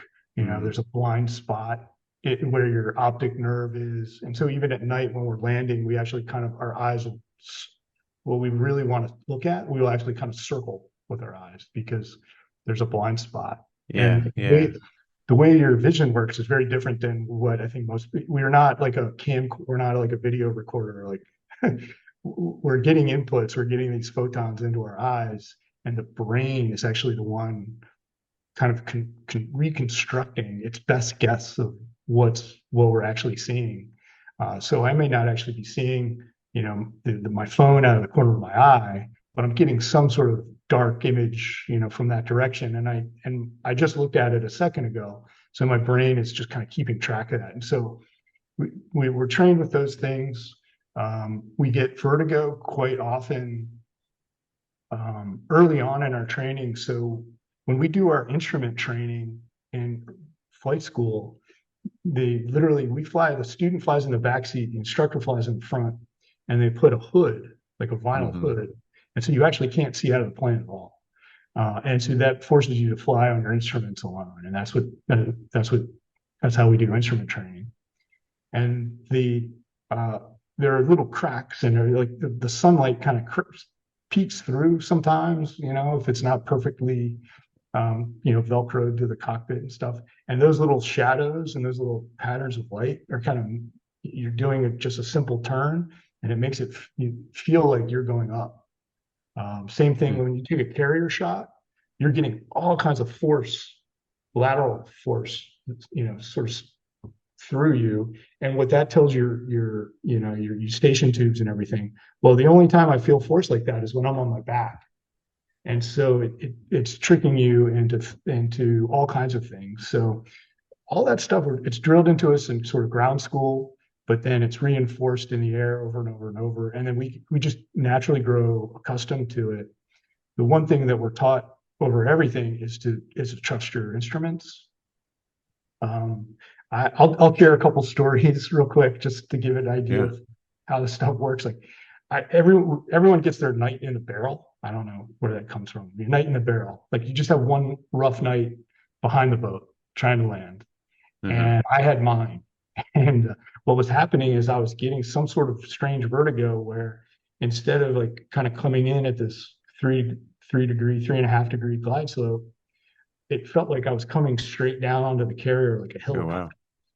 And I didn't understand why I felt that way. I'd never, I'd had hundreds of landings before. I'd never felt that way before, but it's just what I had for, dinner that night. And so what I was doing was I put a little squeeze of power on to kind of flatten out my landing on contact because I was afraid of breaking the jet if I was landing down too hard. And so that caused me to bolter, which means you land long and you miss the wires. So I kept Wow. going around and around, and I got really angry. I saw the S3, the tanker, was what's called hawking me. So anytime a pilot's having a night like that, people, they know everybody's watching you. They're laughing. I knew all my buddies in the ready room laughing at me, watching me on the flat cam, and uh, and I was thinking of that at the time. Like, F those guys, man. I know they're laughing. And I could see the S3 hawking me, which means like they knew I was all screwed up and they knew I was going to need gas. And so they positioned themselves perfectly so that when I come off my bolter, they're exactly right where they need to be. So I can just kind of go in, plug, get some gas, and then Mm. once I got some gas, I settled down and I was able to grab a wire, probably the 4 wire, I'm sure. The funnier story though, just to give you an idea of kind of illusion. So have you ever been in a parking lot and you're sort of parked in head first, and maybe it's nighttime, and maybe you're turning your radio or something, and then both cars beside you Mm. back out. Yep. That what is your brain telling you? It's like You're going you're forward. moving. Yep. Yeah. So, okay, now imagine the reverse situation. So I'm starting up an F-18, and the way that F-18s are usually on the forecastle on the bow of the ship up front, and they put us the main landing gear are kind of like a midship of the F-18. They're kind of right in the middle. And so almost half of the F-18 is hanging out over the water, and our wheels are right up against the side of the flight deck. And there's this little scupper, like a little curb that kind of keeps you from sliding all the way off. You're also shocked and chained down. Right. And so it's a night flight. It's dark. There's no moon. So when we start up, there's all kinds of stuff we have to do. We set up our communication frequencies. We set up the latitudes and longitudes we're going to go to, all kinds of other stuff. And so we're kind of heads down. And the two F-18s to my right and left, they're also starting up. And I see their strobes start and their engines are on. And my plane captain, who's an enlisted sailor, uh, who's responsible for the chocks and chains and that sort of stuff. My plane captain, he gives me the signal, "Hey, we're gonna take your chocks and chains off now." I said, "Okay." And so I know that's done. So I know I'm not chocked and chained anymore. All that's keeping me from rolling off the flight deck, and the deck is rolling and pitching, and I've got my parking brake on. That's the only thing that's really keeping me from sliding off this carrier deck for the moment. And then at that same instance, both of the planes Mm. beside me start taxiing forward. And for the life of me, I was like, okay, I'm going to get really wet here really quick. Yeah. And I grabbed for the ejection handle so fast and thought twice about it, thankfully. But I came very close to just punching out Wow. perfectly good F-18 right in the middle of flight deck. And who knows where I would have come down in a helicopter rotor or who knows. Yeah. So that that's the kind of thing you got to be on the lookout for. So that's one of my more embarrassing stories. But those sorts of things happen for sure. Yeah. No, they would definitely be laughing at you on that one. Assuming you came through it all right. Yeah, that would Yeah. get you a call sign for sure. Yeah. So, you get all this training about optical and perceptual illusions. So, like, with the David Fravor encounter, Yeah. my theory about that is that he misjudged the distance. And you were telling me earlier that you don't think that's what happened. Can you kind of expand on that? I would put it like this. I would say we're coming at this question from two different sort of prior expectations. Hmm. So my prior is calibrated more towards I really trust that pilot with 3,000 flight hours has no problem at all, sort of at least estimating kind of rough distances and sizes. And you kind of challenged me on that, like, and I was like, okay, well, I need to be able to articulate why this is, and I try to think of why. And so you can look at sort of the angular size of the object, like how many arc seconds does it subtend, in your field of view. Hmm. And then you have, it's track crossing rate. So how, right? But then you you need to actually solve for the size and range. You need to have three of those things known. You can't leave one unknown. So if you have one unknown, you have an infinite number of possible solutions. Like it could be, the object could be twice as small, but twice as close as you think it is. It could be half as big and twice as close. Right? You know what I mean? Yeah. Right. Yeah. So there's this infinite number of solutions. And I thought, okay, well, how do we instinctively, it's so instinctive, like how do we actually do it? And I was, part of it is the amount of haze in the daytime. Mm-hmm. It's like, well, this object, my wingman is a mile away. I can see this much haze. Okay, this object, I see a whole lot more haze between me and that object. It's got to be much further away than a mile. That's common over the waters. So there's always a haze, especially in the West Coast. There's this Yeah. marine layer of haze everywhere. Also, the amount of detail that you can see. So, this actually I think works more towards your theory, is that this object was so free of detail and so sort of smooth. And You know, white. yes, and so without any sort of detail, it becomes very difficult. Like if I look out the window, I can see a whole lot more detail on the trees on this side of the lake than I can see in the trees on the other side of the lake, and that's one. So there are all these sort of subtle cues probably that we don't think about or articulate. Um, Also, we have sort of a prior expectation of what we're used to. Mm-hmm. And so we're used to kind of fighter-sized objects. We're used to certain kinds of speeds and altitudes. I think I'll say that. So I think there's certain things that really support your theory of a parallax illusion. Like this object was actually twice as close as what the pilots perceived. And if they thought it was further away, the kind of maneuvers that they were doing would make it appear to mirror their maneuvers. And then when they figured, hey, I'm a mile away from this object. It's actually 100 feet away. And so the perceived speed of that object would be incredibly high. Yeah.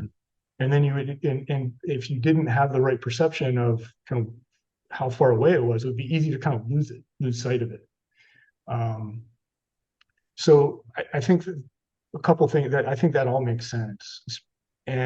But except for one thing, is that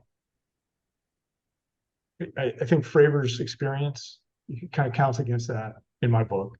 I think the two perspectives of both the lead and wing aircraft, so they were at least, I'm going to guess, at least a mile apart and at different altitudes. And so if they're seeing the same thing, but from different perspectives, it would be very hard. The parallax would have to be working against both of them. Mm-hmm. And they would both, and there were also 4 pairs of eyeballs, and all 4 pairs of eyeballs would have had to have been deceived, which would be hard to explain. Yeah. The other, and so I think we both agree that there is some kind of object, whether it was like Yeah. a mist, ball of mist, or I was thinking the other day, like, okay, what would explain both like the water and this sort of white object? And I was thinking, like, what if there was a foreign adversary releasing spy balloons from a subsurface vehicle? That would make sense. But and if they were doing this at an interval, that would explain what the Princeton saw. That might explain why they're drifting southward at 100 knots or whatever. I don't know. Yeah. But I think we both agree there's probably an object. It's just what would explain its sort of amazing performance. Yeah, it's a difficult one, of course, because it was so long ago now, and the various accounts, there's some differences in the initial accounts, and there's some difference in the recollection now. Another thing, like we talked about over email, was Alex Dietrich, Yeah. her account. and she was a very junior pilot, obviously back then, but she described it quite emphatically when she was talking about it on Twitter and other places, that it only took between 8 and 10 seconds. And this is something that she put in the original report from years earlier. So this is like obviously a number that goes back to the first time that she kind of told the account back then. But excuse me. But Fravor says it took 5 minutes, and you kind of gave a kind of explanation of what you think might have happened there. I can't say for sure. I chatted with Dave about this, and very quickly I could tell it was kind of a sore subject. I wasn't probing him on any details, but I was like, Is this recently? it was like a couple of years ago. I saw Okay. him when I was in the rabbit hole looking at all this stuff. I saw him on the Lex Friedman podcast, and so I reached out to him and I was like, "Hey, Dave, I saw you on this podcast. I heard about this," and he just seemed like he was sort of, if he didn't have to talk about it, go into details, he wouldn't. If Congress calls him to testify, he would do his duty. But he would rather talk about F1. He's an F1 fan, or what he's got. He lives in. I won't give any details, but he's doing well. It was great to talk to him, and but I could tell right away he's like, hey, I'd rather not be known for this. I'd rather be known, as like the officer that I was. And I was Right. like, okay, amen, brother. Yeah, you were a great officer. That's no doubt about that. So I left it at that. And he's been on plenty of interviews and things to explain the details. So I didn't probe him on that. But I would say that the 5 minute explanation, it makes perfect sense to me that between when he says, I'm going, hey, Alex, you stay up high. I'm going to take a look at this thing. And so normally we would call that high cover. So she's orbiting at a high altitude and has this kind of bird's eye perspective of what's happening. And normally, if this were like a hostile situation, they were armed, she would be able to shoot the target. And what he would do is sort of corkscrew. And so we can't, in a fighter plane, you can't see down. You see up, left, right, 5 o'clock, 7 o'clock, you can see everything except down. So in order for us to see anything below our nose, we roll up on a side and we look over the cockpit sill, the canopy sill. And so since this object was below them, he's not going to just kind of point at it and drive at it. What he's going to do is corkscrew in a way. And I guarantee it was a left-hand turn. Left-hand turn. Navy pilots, we do left-hand turns. Really? So turning to the left. I would bet my life it was a left-hand turn. I think in the reconstructions I've seen from his accounts, it's a right-hand turn. Okay. So our landing patterns are always to the left. We do everything to the left. It's just a habit. Yeah. So I've always kind of imagined him going to the left. Okay. So we can flip the image around. It might be reversed anyway. Yeah. And so he's corkscrewing around the water disturbance and the erratically moving thing near the surface. And so he's corkscrewing down. That's when he says the object started nearing him. And I would say that event, from that moment, that makes perfect sense. That's about how long that would take for us to do. Is a number of seconds, a handful of seconds. 5 minutes would be the amount of time that would make perfect sense from when he was vectored by the Princeton. So imagine he was like 30 or 40 nautical miles away. Yeah. That's kind of 5 minutes would be the perfect amount of transit time required to get to that area. So I can't speak for him, but that's the most plausible explanation to me. There's no way in an F-18 you could descend and climb many, many times in 5 minutes. So that wouldn't make it's kind of what Alex said, really, that it would be a lifetime of they'd run out of fuel, I think she said. One of the and I emailed in my email too, I remember I didn't understand how junior she was. Just so people know, like just because you're like a winged Navy pilot and they put you on an aircraft carrier, you still have a ton to learn. I think she mentioned she wasn't even qualified yet to be like what we call a combat wingman, which would be we have 4 levels of sort of training stature. Um, uh, Level 4 is like Fravor would be level 4, 4I, which means he can lead an entire strike. He can lead many aircraft in a large engagement. Like level 3 is like a section lead, like so a 2 plane. You're the leader with a wingman. Um, Level 2 would be your qualified combat wingman, and then level 4 is you're fresh out of the rag, and you really probably haven't even had like 10 or 20 flights yet, because that's all it really takes to get to Right. level 2. And so I think in her interview she said she wasn't even there yet, which means she would have been new. And the thing is, like, you are just hanging on for life when you're you're the situational awareness bubble that you have is like very constricted, very narrow. Just what's going on in your cockpit and right out in front of you. And I've got my flight lead. I'm keeping an eye on. I'm trying to stay in position and not lose sight. And that's about as good as you can do. I was a single seat pilot. So I'm not really sure how it works with the 2-seaters, but she had a senior pilot, probably an '04, in Mm-hmm. her back seat, who was probably driving her around. She had her hand on the stick, but he was probably had her on remote control, like go left, or you're too far away, you're too tighten up, you know, things like that.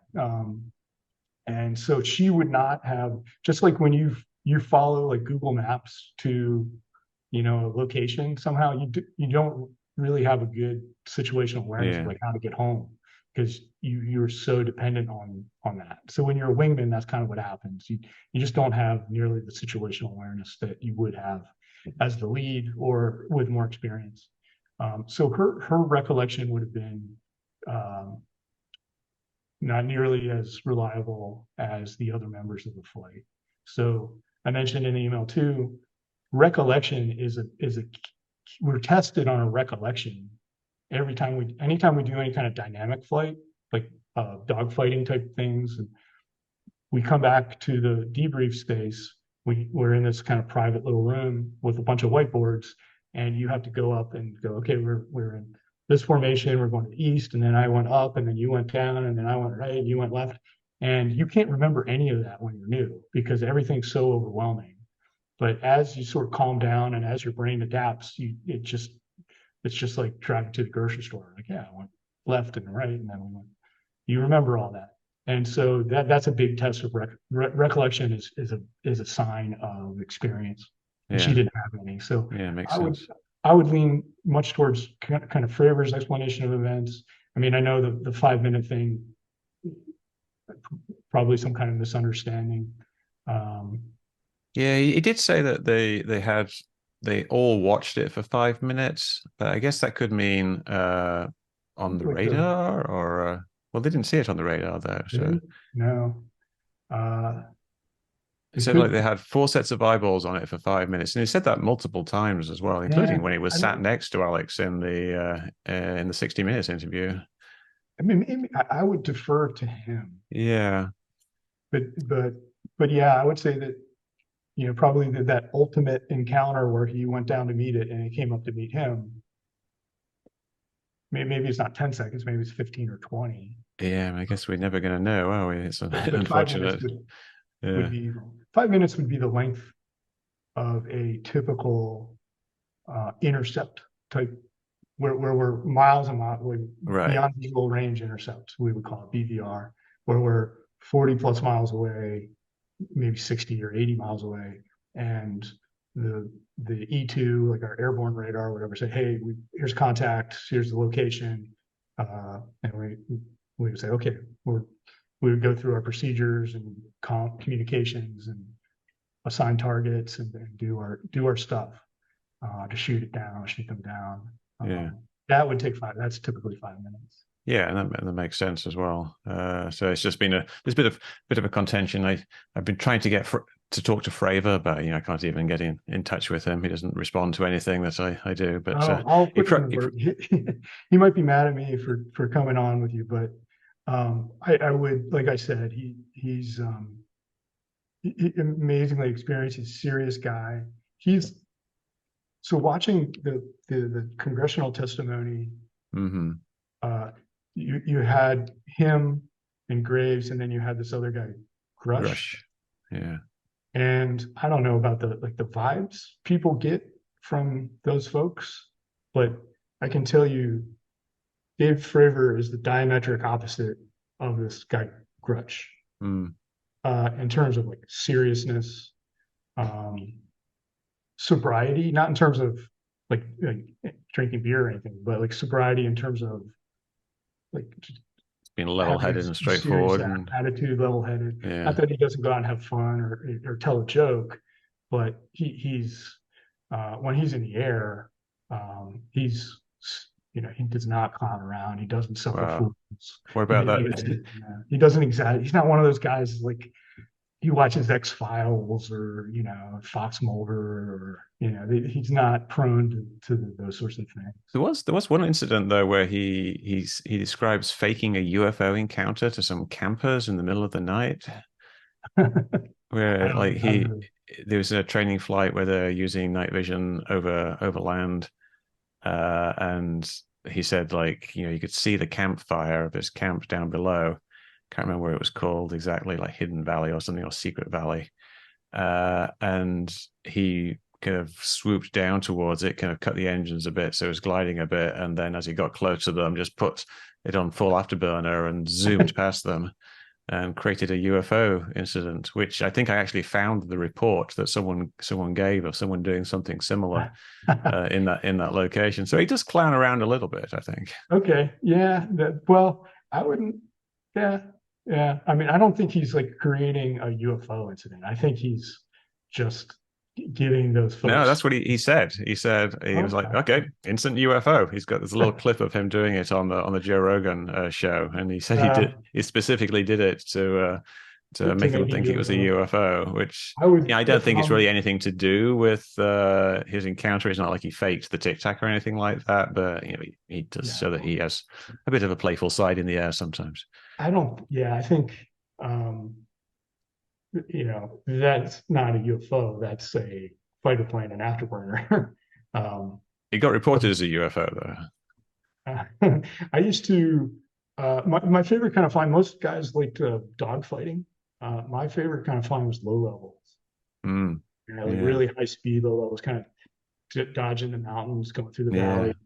Flying. That was super fun to me. And if there are all these like very remote desert highways out in California and Nevada, and if I ever saw like a tractor trailer, um, I would come in as low as legally allowed, right. and um, just give him a little thrill of Yeah, some yeah, runner that's coming up cool. behind him. And I figured I don't know how they would feel about it. Like if they'd be angry, like damn that guy, or like. But if it were me, It's a like bit bored of noisy. years, and I'd be like, "F yeah, man, that's Yeah, that's yeah. cool." And we would get calls all the time from what we call small boys, the cruisers, destroyers. Uh, there'd be we would do something like the Princeton, like what they were assigned to do at Princeton, which is like an intercept exercise. hmm And they would, at the end of it, they would go, "Hey, you guys got fuel for flyby," and that was always fun to do. And we would work with like close air. We'd work with the SEALs, and we'd be doing like close air support for them, and they would. Uh, I just had this one memory of these guys. They're standing on top of their Humvee. This one dude had his shirt off, and he was kind of like, "Yeah!" And they had the Excellent. radio button. I was squeezing the radio button, and so I could hear them yelling, "Yeah!" And then I could hear myself. I could hear the afterburner too, kind of boom over Wow. top of them. I'm like, "Oh, Yeah. that's me. That was me." Excellent. Um, yeah, you have this. At least for me, I had this very disassociative relationship with flying. Like because you're so focused on, maybe it's a single seat thing too, but you're Mm. so focused on what you have to do, and any kind of mistake is so unforgiving. And I always wanted to, I just never wanted to be the guy that messed up and screwed. I was just sort of scared to make mistakes. And I was just so focused. And so I really didn't have this sort of bigger picture. And I remember I would drive home from base, and the back gate of the morgue takes you by the like the arrival and the where planes would start their roll to take off. And we would do it in afterburner. And I would leave work, maybe it was like, 7, 8 o'clock at night, it would be dusk, and you could see the afterburner. And it was so cool. And I'd be like, man, that looks so cool. Like man, I would love to be able to do that one day. And I was like, well, Brian, you did that this afternoon at 2 p.m. Like you just have this like Yeah, it's disassociated, different. It's different almost when like you're inside the mental plane and illness. outside. Yeah, it's Yeah. very strange. So yeah, small moments like that are fun. So coming up on like a couple of hours now. Like, do you still have a couple of minutes just to talk about the hearings and David Grusch? Oh yeah, yeah, certainly. I have a very flexible schedule. Okay. Yeah. So even at work, like one of the reasons I went into this rabbit hole actually is because my friends at work are like, "Hey, did Mm. you know anything about these UFOs?" And I was like, "Actually, I do." And we had the Slack chat, and any kind of news would come out, and I would kind of fill them in, and they kind of glued to it. But I was really more on the other side of the issue. I was, you know, I thought there was a lot more to it back then, and I've sort of become a disappointment to my colleagues at Mm. work. Yeah, it happens.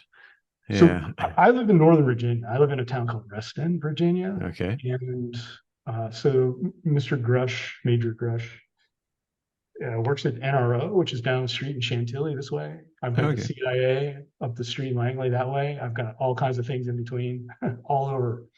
Half my neighbors like work for the State Department, right? And we all know what that means.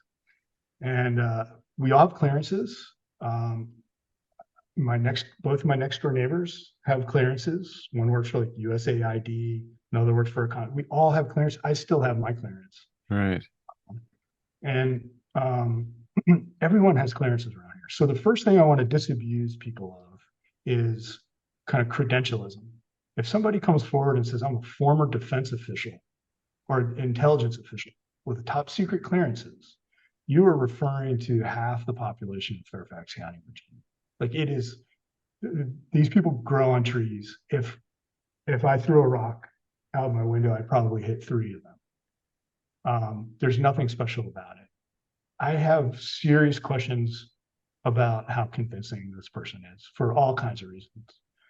First of all, a, I think he's misrepresenting his military background. Hmm. Number one, I think he is, um, I think he has some personality issues that lead him to be just unconvincing in a lot of ways. He has obvious elements of paranoia that he talked about. Everything he presented was complete hearsay. There was absolutely no evidence of what he saw. Everything he talked about was so fantastical that just in terms of the structures of these vehicles, these spaceships, and it's the size of a football field on the inside and 20 meters long on the outside. These things are so extreme, like remains of alien beings, biologics.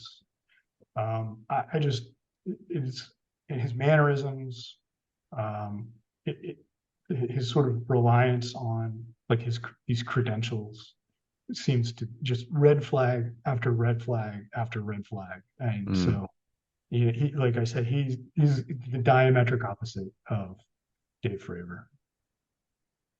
If I'm Dave Fravor and this guy's sitting at the same panel I am, I'm really upset because he That's is interesting. bringing discredit upon Dave's own experience, I think.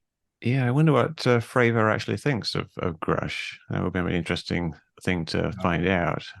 I, Can't so remember if he said anything at the hearing about it. he was an But Air Force, he was an Air Force major, as an intelligence officer, and yeah, he claims to be a combat veteran. And for the life of me, I don't understand how an Air Force intelligence officer could find himself in combat. yeah. I think he Now said that he was in doesn't mean Afghanistan. he could like you could be in combat zones and be getting combat pay. That doesn't make you a combat veteran. I mean, let me. Right. This is how kind of twisted things are. I was on the air staff for both wars in what we call the KOC, which is Combined Air Operations Center. And at the time, I was located in outside Doha, Qatar, at Al Udeid Air Force Base, Expeditionary Air Base, or whatever they call it.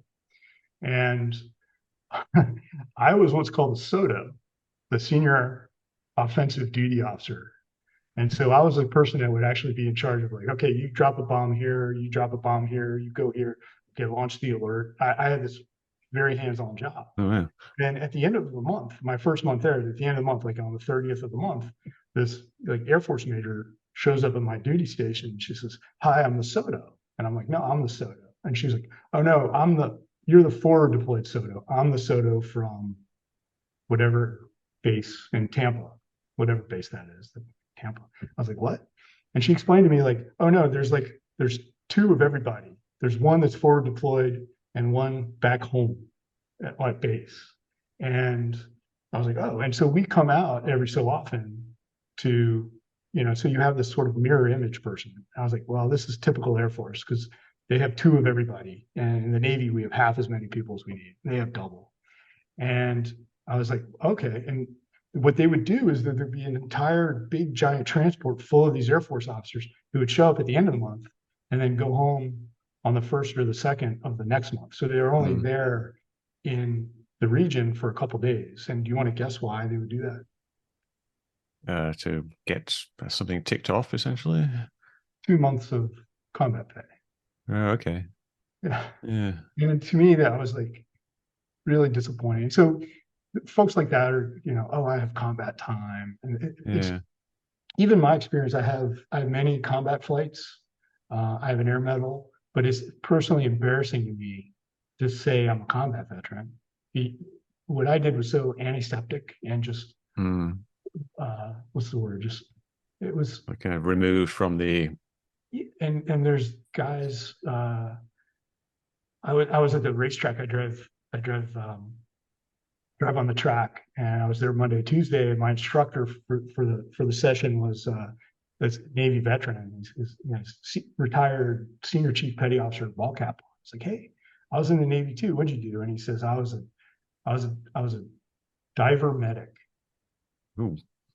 I was like, gotcha. I know what that means.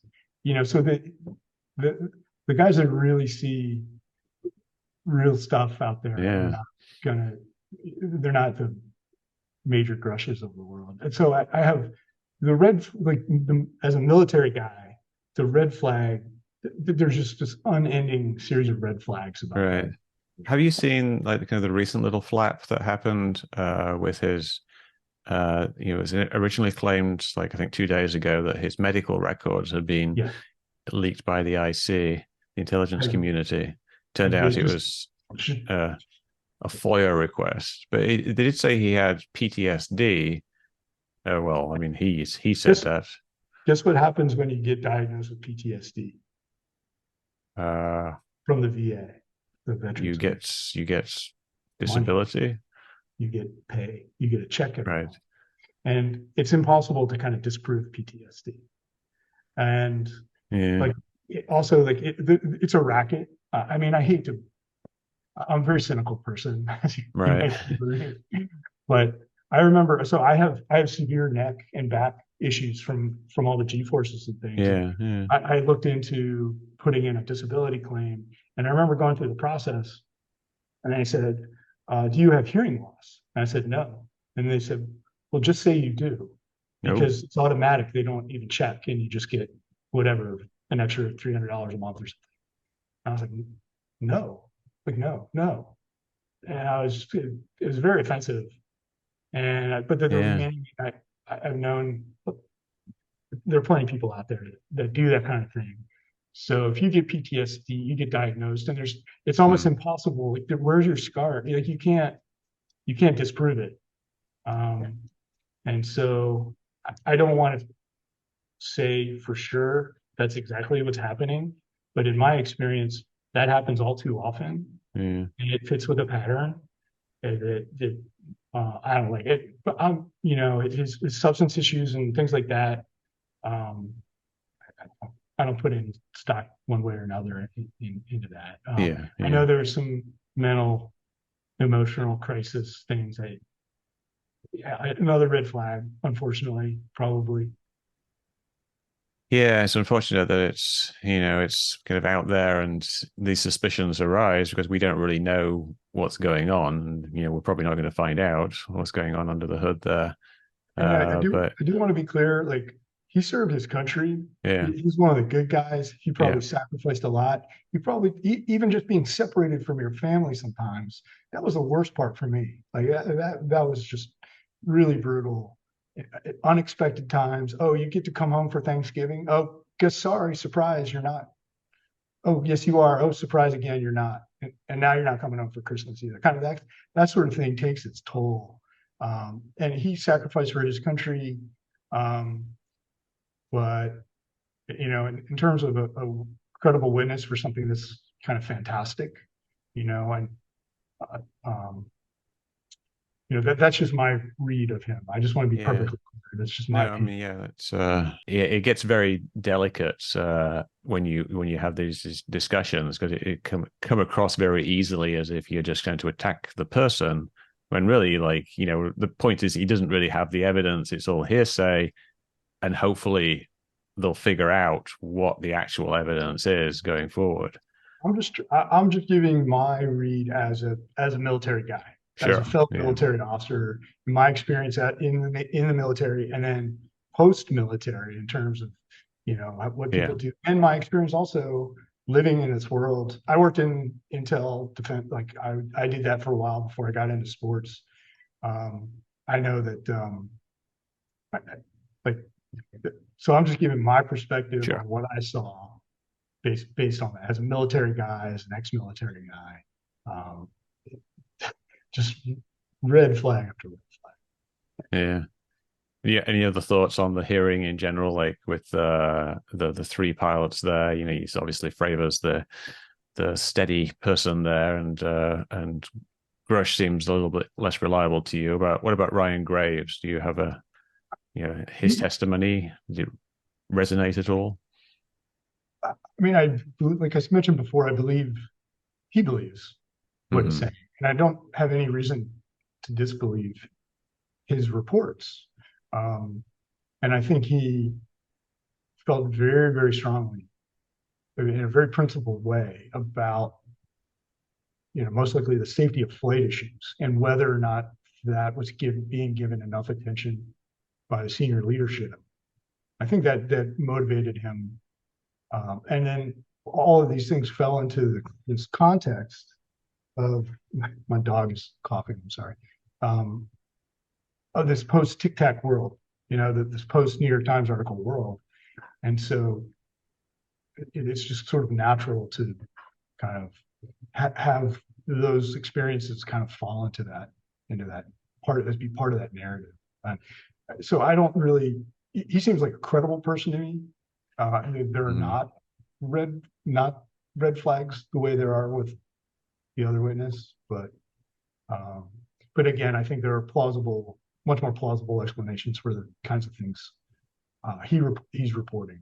Um, yeah, like I think I diverge with you is really only on that tic tac. Like Right. the thing to me is the correlation. I know we're kind of backtracking a little bit. Yeah, sure, it's One thing fine. I do want to mention is the thing that's very striking to me about that incident is the correlation between what the Princeton saw and this encounter. Like if it were just Hmm. that encounter, that's one thing.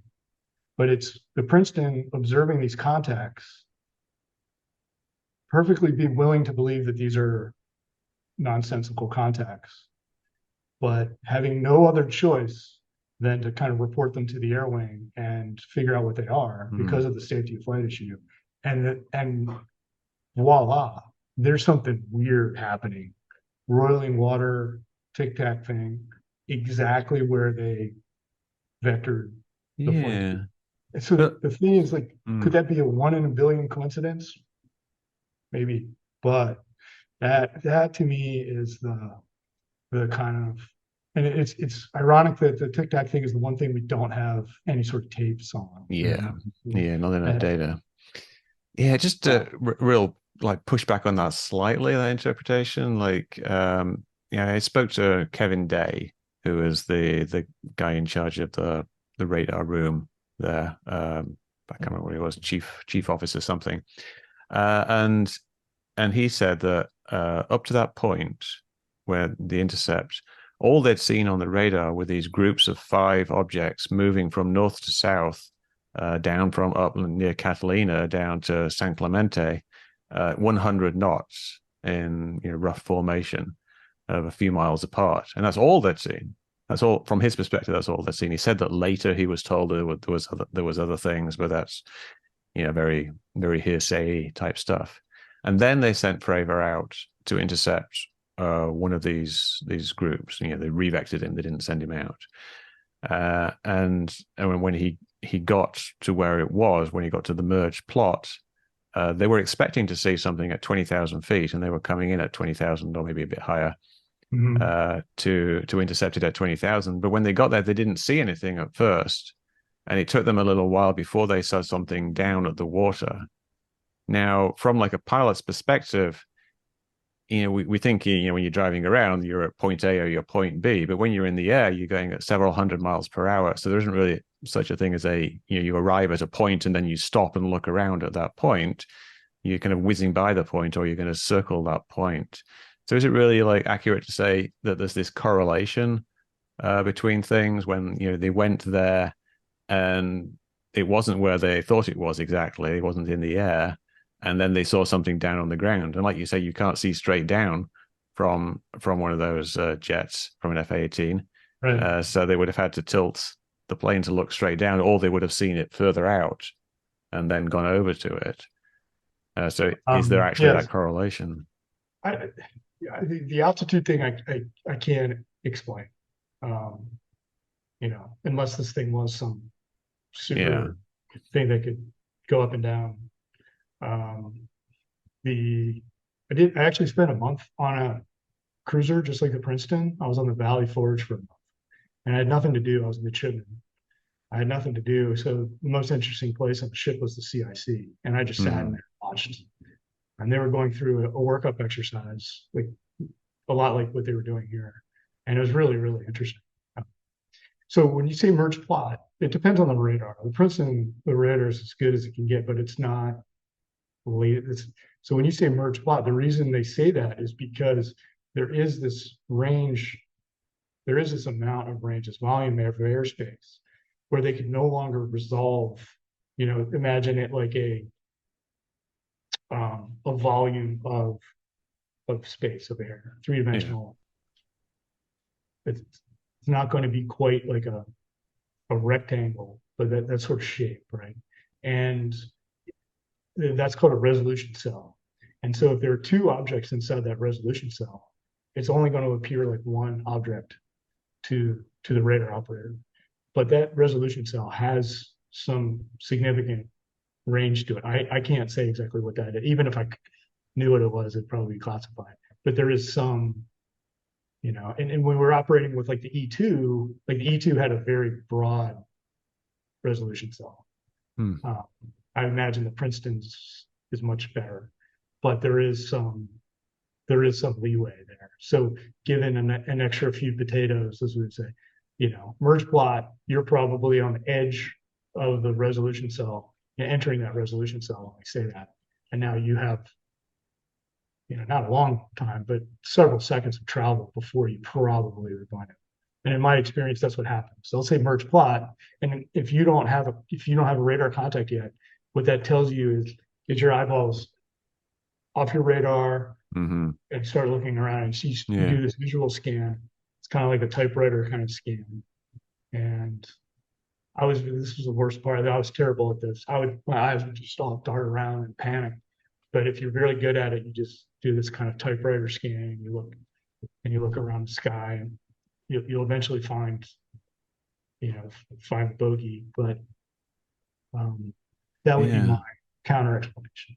Yeah. Well, they'd be looking But for something at co-altitude or slightly lower yeah, altitude. But I guess what I don't, happened is they spotted something on the ocean's surface, yes, which kind of makes me think that they must have been looking around for a little while before they spotted that. Because if you're coming in expecting to see something at 20,000 feet, you're going to be looking for stuff at 20,000 feet. You're not going to be like looking down at the ocean for a while. it would You know, never it would never strike me to do that. The only thing I can think of is you have, instead of two sets of eyeballs, you have four. yeah, And it gives you much more latitude to kind of look around. And again, you would be kind of, what we do is we kind of go up on a wing, look right, down, because even though we're not looking at the surface, we're looking below us. yeah, yeah, And that that's makes kind of the sense. most vulnerable in an air-to-air intercept. That's the most vulnerable place to be, is if you're Coming slightly up, above. yeah, Yeah, because in a dogfight terms, this is called like it's bad exclusive use term. It's a very vulnerable place to be in, and you can't see them. So also your sensors are getting cluttered from the ground, and mm, their sensors are uncluttered from, so their gains are lower and so on. So like the filters are lower, and so you want to be the lower one. And so what you do is, if you don't see anything above you, you start kind of wing rocking, right, and you look below, and they're probably both doing that. And that is, they're not necessarily looking at the surface, but they're looking maybe 1 to 2, 3,000 feet below them. And that's my son, by the way, who's in Navy flight school. right, Um, um, and so that's probably why they detected the surface. Is they're looking for an aircraft coming underneath them, and they just so happened to notice right. So they've the been looking surface. down, but not at the ocean, and then they would just see it because they were looking in that direction. Yeah. Yeah. All right, that's fascinating stuff. Well, I think I've probably kept you for quite a long time. Is there anything else that you think we haven't discussed that you wanted to go over? Let me just check my No, notes as well. no, I made some notes so that it's fun to talk to you, Mick. I saw you on your videos, and you seem uh, also like sober and dispassionate and rigorous, Thank and you. it was I really had an appreciation for all the nerdy engineering and stuff going on. Um, and you helped me out of the rabbit hole. I haven't read your book, but maybe I should run out and get it. Well, there's a new edition out now. It's got a chapter on UFOs. The first one didn't have any UFOs in it because I wasn't really into Oh, UFOs that much when I wrote it. But I didn't second realize edition, that. Yeah. yeah, And so you helped me out of that rabbit hole. And so I appreciate it. So it was fun. I wrote you an email during that hearing, because it was just on the top of yeah, my mind. And I'm like, I've seen all these videos you've done, but the one thing is this Tic-Tac. Like I can't get it out. Well, what's your theory on yeah. that? It was very, the conversation was just really interesting. So I appreciate your response. And it was a fun time. As you can tell, I'm a single seat fighter pilot. I love to talk about myself and hear myself talk. So I appreciate all the time. No, I appreciate all the perspective that you've given, and there'll probably be some feedback and perhaps additional questions and questions that I've missed. So perhaps we can follow up at some point in the future as well. Certainly, yeah. Yeah, that's great. All right. Well, thank you very much, Brian. I really appreciate it. I'm going to stop recording.